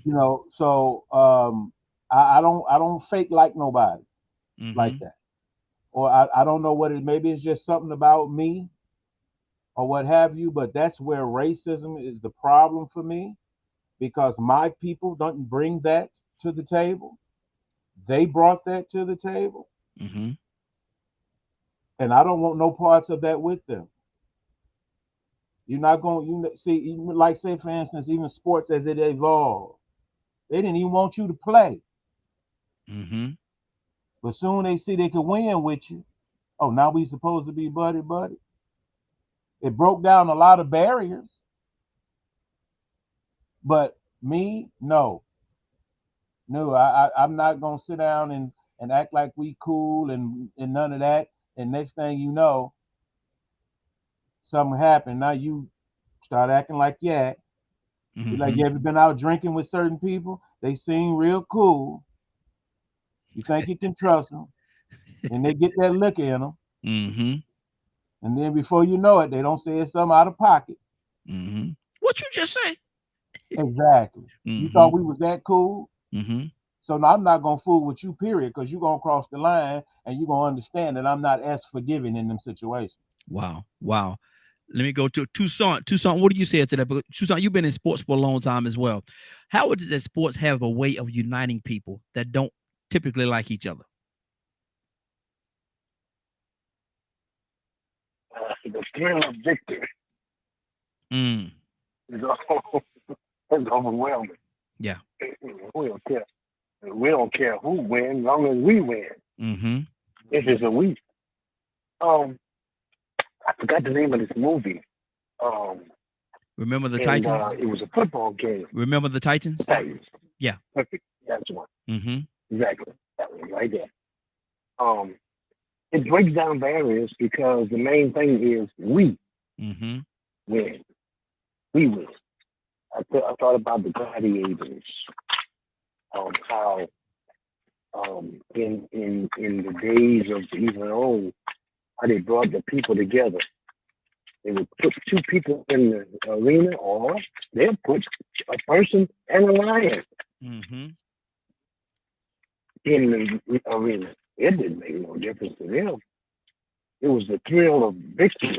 Somebody got to win, or something has to win. Mm-hmm. So here they go. People that were the king, from the king to the peasant, to the jester, get together in the arena and they watch Mm-hmm. and they celebrate the thrill of victory and the and the agony of defeat. So somebody got to lose. Somebody got to lose. Exactly. Yeah. So yeah, it's something about that, man, and I think that people knew it because look, they made a shoot. And I'm gonna just go here for a minute. I think that the cross was a kind of a game that they were playing. Mm-hmm. Because they got you to pick a side, bring everybody together, and choose. We got this Jesus, and we got this Barabbas. We're gonna kill one of them, and you're gonna watch, because they are. We're trying to keep our position, and so we're gonna put this on display. Athletics is something, man. I don't watch sports because it makes your blood pressure go up. And last time I actually watched the game, it was a doubleheader, and my brother was rooting for the first team that played, and they lost, and he put everybody out of his house. He says, I don't know where y'all go watch the next game, but y'all gonna get out of here. So that was I had watched the game since the Saints won the Super Bowl. Mhm. We actually quit while we are ahead. We won one in the history of the team. So we take our losses, and that's when I start. But you know, when it's the thrill. Even they didn't like black people. Can I say that? Go ahead. But they sure in their head love Muhammad Ali Mhm. Say it. because he was good at what he did, and he talked trash to them white folks. Mhm. Wow. Wow. But they loved him I because remember. he was a winner. I remember there was one lady in that movie when I looked at the movie, and she was a Caucasian sister, and she was at all his went to all his boxing matches, went to all of them, and he saw her one day when he was leaving out the ring. He had just won again, and he said, congratulations, blah blah blah. Oh, you know, you I see you at all my boxing matches. You're a real fan. I thank you for coming. I really appreciate your support. And she said, no, I don't like you. I'm only here because when you finally lose, I want to see it. She said that when I want to be here, when you finally lose, I'm gonna buy a ticket. I'm gonna be on the floor, spend all this money. So when you finally lose, I want to see it. Man, that's some serious. That's some serious. Raheem, Yes. Raheem, Yes. I'm sorry, but Jerry Cooney, Mm-hmm. The Great y'all White Hope. remember him? The Great White Hope. Yeah. I bet you Yep. she lost a lot of money. Yep. Mm-hmm. Wow. You know, it goes a little, I just thought about it when we was going now, man. You know what I'm saying? That's something that common interest is one thing, but then it's also, you know, for the benefit of victory. So that starts to us versus them. Mm-hmm. So now all of a sudden, when you look at the us versus them thing, it's the same mindset that was used during 9/11 when people came together and put certain things to the side to fight the bad guy. Oh yeah. You know, it's the same thing when it's you know, us in war against somebody and everybody's being patriotic, you know what I'm saying? And everybody's America first. Mm-hmm. Same thing, us against them. Yeah. You know, it's like whenever it's beneficial for some people to accept you and then say, okay, now it's an us thing. Mm-hmm. You know what I'm saying? So that's the same concept even with the sports. You know, for those that say that, you know what I'm saying, well, sports, boom. But it's the same thing with politics. Yeah. Us versus them. You know what I'm saying? I mean, think about the black conservatives that have to sit back and vote alongside the ones that support Richard Spence and the white nationalists. Mm-hmm. Wow. That's tough, man. You know what I'm saying? But at the same time, that Tim Scott and those guys have to, Richard Steele, they have to pretend that the white nationalists ain't gonna listen there because they have something in common, which is economy. Mm-hmm. What I just pray, man, that I could live long enough. God will keep me here long enough to see where we all just get along, man, and love each other. Because, you know, if I do somebody wrong, I can understand them not liking me or disliking me or hating me if it gets to that level. But if I've done nothing to you, you've done nothing to me. Why can't we all just get along and love each other? It never made sense to me anyway for it to be too much us versus them when you all got one human race. I don't care what country you from. Mm-hmm. You know, and Reagan even said it best. What if we ever came under attack from an outside race or outside species? You know, look what happened in 9/11, how all Americans came together. You go to New York, man, New York is a rough place to get some Southern hospitality or some courtesy. Yes, Lord. After 9/11, man, people were speaking and being courteous. It was some of the most gentle behavior amongst people that normally don't have time to speak or even hold the door open for each other. But it soon went back there after victory or after they came together and they got the us versus them out of the way, right back to normal. Yeah, exactly. Cap, what's on your heart, brother? We got to get ready to get on out of here. What's on your heart, Cap? Well, I like everybody what they said, and they added with about Muhammad Ali. Muhammad Ali in the sports that he packed arenas, the majority of the people he united black people. You know, they loved him. I mean, of course, there was some whites, a lot of whites that liked him. Like, I do remember that. that one story that you just told, Brother Ryan. Mm-hmm. But sports also unite people around a different kind of cause. It ain't all about winning the team. It's about the influence that that team have on social change. Mm-hmm. And there was no question that during Ali's time, sports back then with Jim Brown and Kareem Abdul-Jabbar, them United Sports united them of different sports persuasion for the common good of the uprising of Black people out of the condition. So it also has, it ain't got to be about no win. It's got to be about the influence that these individuals have that bring about social change. I just want to say that, but thank you for giving me this opportunity. Love you, brothers. It's always good to be on the panel with great men. Absolutely. Thank you, Ryan. Thank you. I appreciate you. Toussaint, you had something on your heart, brother? Toussaint? Yeah, I was just thinking. I'm sorry. I was just thinking about the fact that it doesn't matter if somebody's cheering for the loser. Mm-hmm. We might have missed that. Mm-hmm. Because if they lose, I win because I'm betting against them. Mm. Wow. And that's what they did with Muhammad Ali. All we need is one white man to whoop his tail. Mm-hmm. And it didn't happen. Wow. Joseph? Man, Go ahead, Rico. It's gonna be hard for us to get out of here, man. And Joseph, I don't know, Joseph probably gonna hit on this, man, but it sort of makes me think about how Jesse Owens had to go through what he went through, but had all the support of America when he went to Germany and won those Olympic medals. But then when he came back home, what he had to go through, and then it makes me think of those same soldiers that went over there and fought Germany and then had to come back home. Once again, it was a us thing. Mm-hmm. It reminds me of what you said about the high five thing. We beat the Nazis. Jesse, you won the goal. You made Hitler look bad. Mm-hmm. Now get on back over here and get back in your place. Yeah, exactly. Mm-hmm. Wow. Ryan, you still with us? Yeah, I'm here. Okay, what's on your heart, brother? None. Okay. Nothing on topic anyway. Mm-hmm. You feeling all right over there, man? Man, I just got diagnosed yesterday with type 2.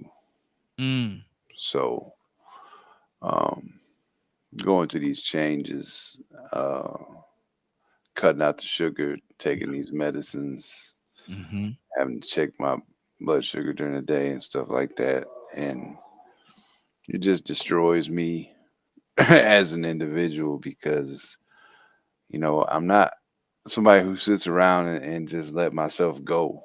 You know what I mean? I work hard. I'm physical. I'm fit with the exception of my gut. And to be told, hey, guess what? You can't eat what you want no more. You can't drink what you want no more. Like, man. But you know what, though?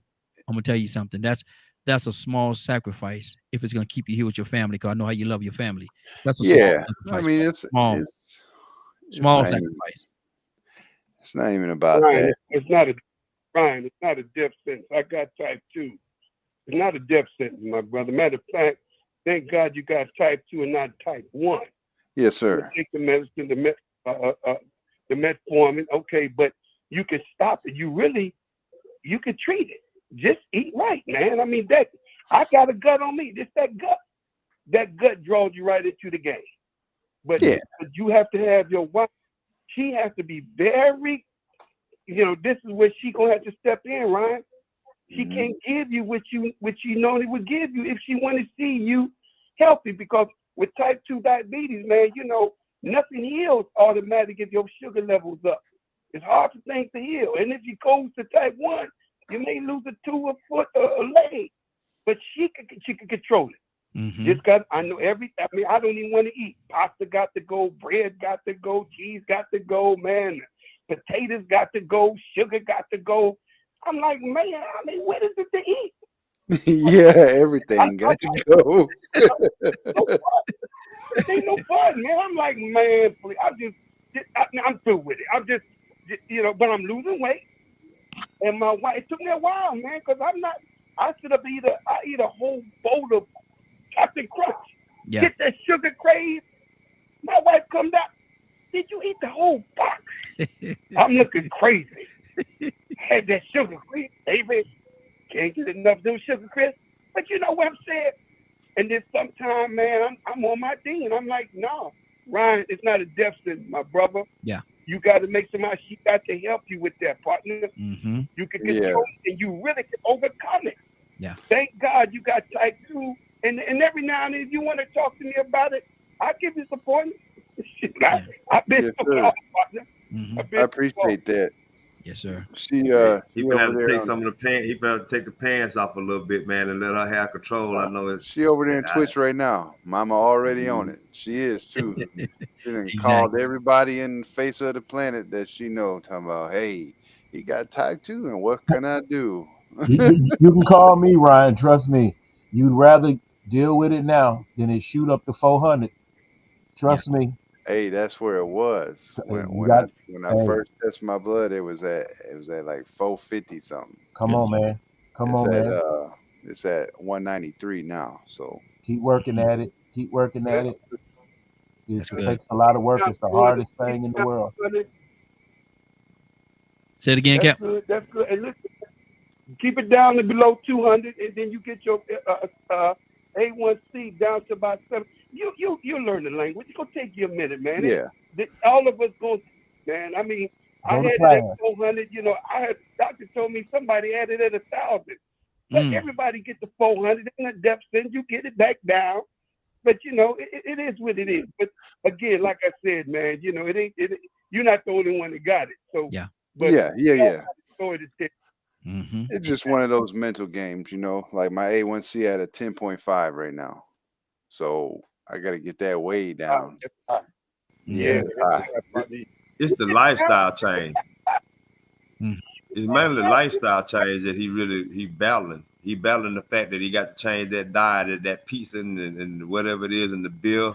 I'm a man. I'm getting like, told I can't do what I want. Yeah, you know, all them good steaks. Hey, what was that you said about those steaks a couple of weeks ago? 2. I like me a good old steak. No, he said I like 2 of them. I get me 2 of them.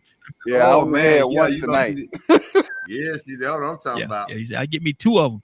But listen, I used to I know we got to go, but I used to hear people talk about gout, and then they said, "Man, I eat some seafood or something." I said, "Wasn't it good though?" Mm-hmm. Mm-hmm. But your feet when you get that pain, that's a whole nother sign that gonna come with that, man. When you get that neuropathy, man, that aching and pain in your feet, man, you go, that. But again, you know, I hear all my brothers, and they got a story to tell. But I'm telling you, brother, you know, you're not going to get it all at once. You're going to be a mean bear around the house now. Mm-hmm. Oh, people better tiptoe around you, partner. Oh, they got to tiptoe around you, man. You rowing and hollering at them. I know. I can't do it all once. But if you don't give me a slice of that pie, we're going to tear this kitchen up in here. Mm-hmm. But the doctor said you can't have no sweets. What did I say, boy? All right, okay. If she gives in, then what you eat it? Baby, why'd you give in? Why'd you give in, baby? Look at my sugar. Yeah, exactly. Sure. And I saw what you put up on that screen just now, brother. You can't be drinking those sodas, man. You know how that's zero sugar, brother. It's zero sugar. It still ain't no good for you. Look at it. But it's gonna keep me from being that animal Cat was just talking about. At least I can pretend it's a Coke. Lord Jesus. But listen, we're going to get on out of here, man. It's been a great broadcast, and I can't wait to see everybody in the morning for the morning glow. We're going to go around right now, give everybody a chance real quickly because we actually overtime already. It's 10:10, so we overtime. So real quickly, say what you want to say in your closing. And Tucson, if you can stick around and pray us out, brother, I definitely would appreciate that. Rico, what would you like to say in your closing, sir? Man, just peace, man. Peace for everybody, man. And you know, if anybody knew what was going on this morning, I finally did get a phone call from the police today.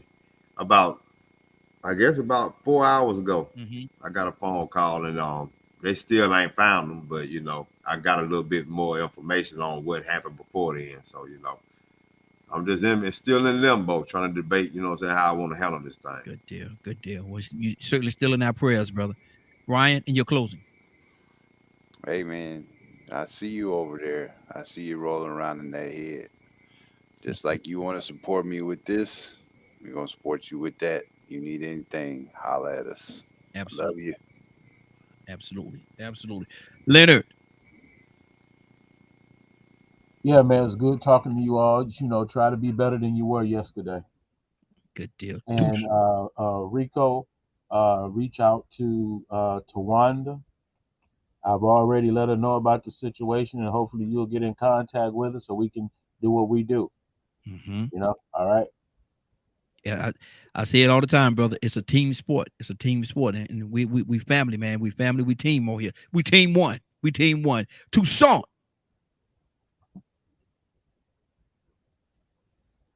Let's see. I see all that. Toussaint can't even find his mute button. Toussaint, where you at, man? I was just talking. I was talking. I turned myself to my little scripture that I was going to read. And I'm going to read it. But now are they many members, but listen now, but one body. Mm-hmm. And the eye cannot say unto the hand, I have no need of thee, nor against the head to the feet, I have no need of thee. What I'm saying is, we part of each other. When we learn that lesson, we're going to be all right. Absolutely. Absolutely. Cap? Hey, gentlemen, I appreciate you all. Thank you, Ryan, for giving this opportunity. May God bless you all, brothers. Absolutely. Good deal. Toussaint, brother, can I get you the prayers out? Yes, God, our Father, we come. And as we come, we give you the praise and the honor and the glory. And thank you for these brothers that's come together. But I kind of reflect on what I hear in another prayer when I think about you.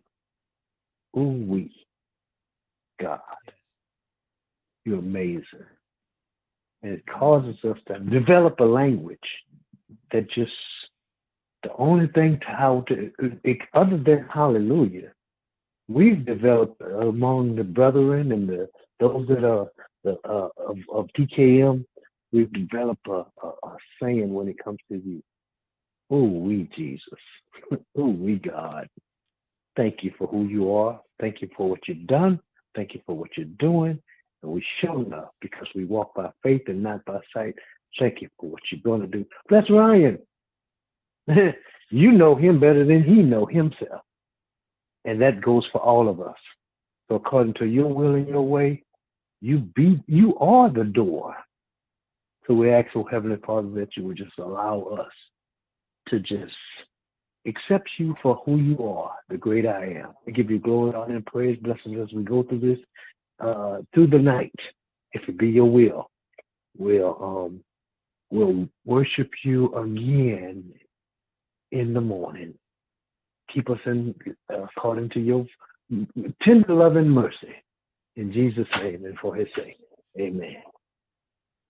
Amen. Amen. It's been a great broadcast. I want to thank everybody for joining us. And more than that, I want to thank you for allowing DKM Media Group and Associates and Real Men Being Men for being a part of your evening. It is now 10:14. You're about to exit Real Men Being Men. But before you go, I want you to do me two favors, if you will.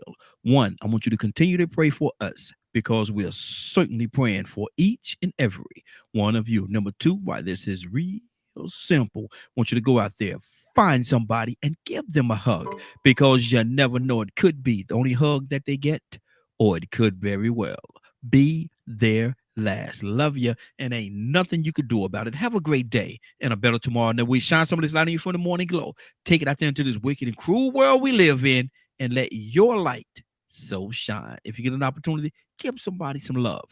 You just might find some love in return. Won't that be a beautiful thing? Have a great day. Take care of each other. And please, please, please be blessed. Now, what are y'all doing over there, man? Man, it's The nighttime. morning glow? Huh? It's Yeah, night. The morning glow? I said the morning glow. Yeah. Man, I'm telling you, I'm tired, bro. Well, real men being men. There you go. That's what this is. Real men being men. every Tuesday night from 8 o'clock to 10 o'clock p.m. Eastern Standard Time. I look down and y'all just, man, I say, man, wait a minute, what just happened? Okay. We'll get it right. But you all have a great night. Take an opportunity to give somebody some love and truth. They would appreciate it, and I'm sure that you will appreciate it as well. Have a good evening. Take care of each other, and we'll see you in the morning for the Morning Glow. Love you.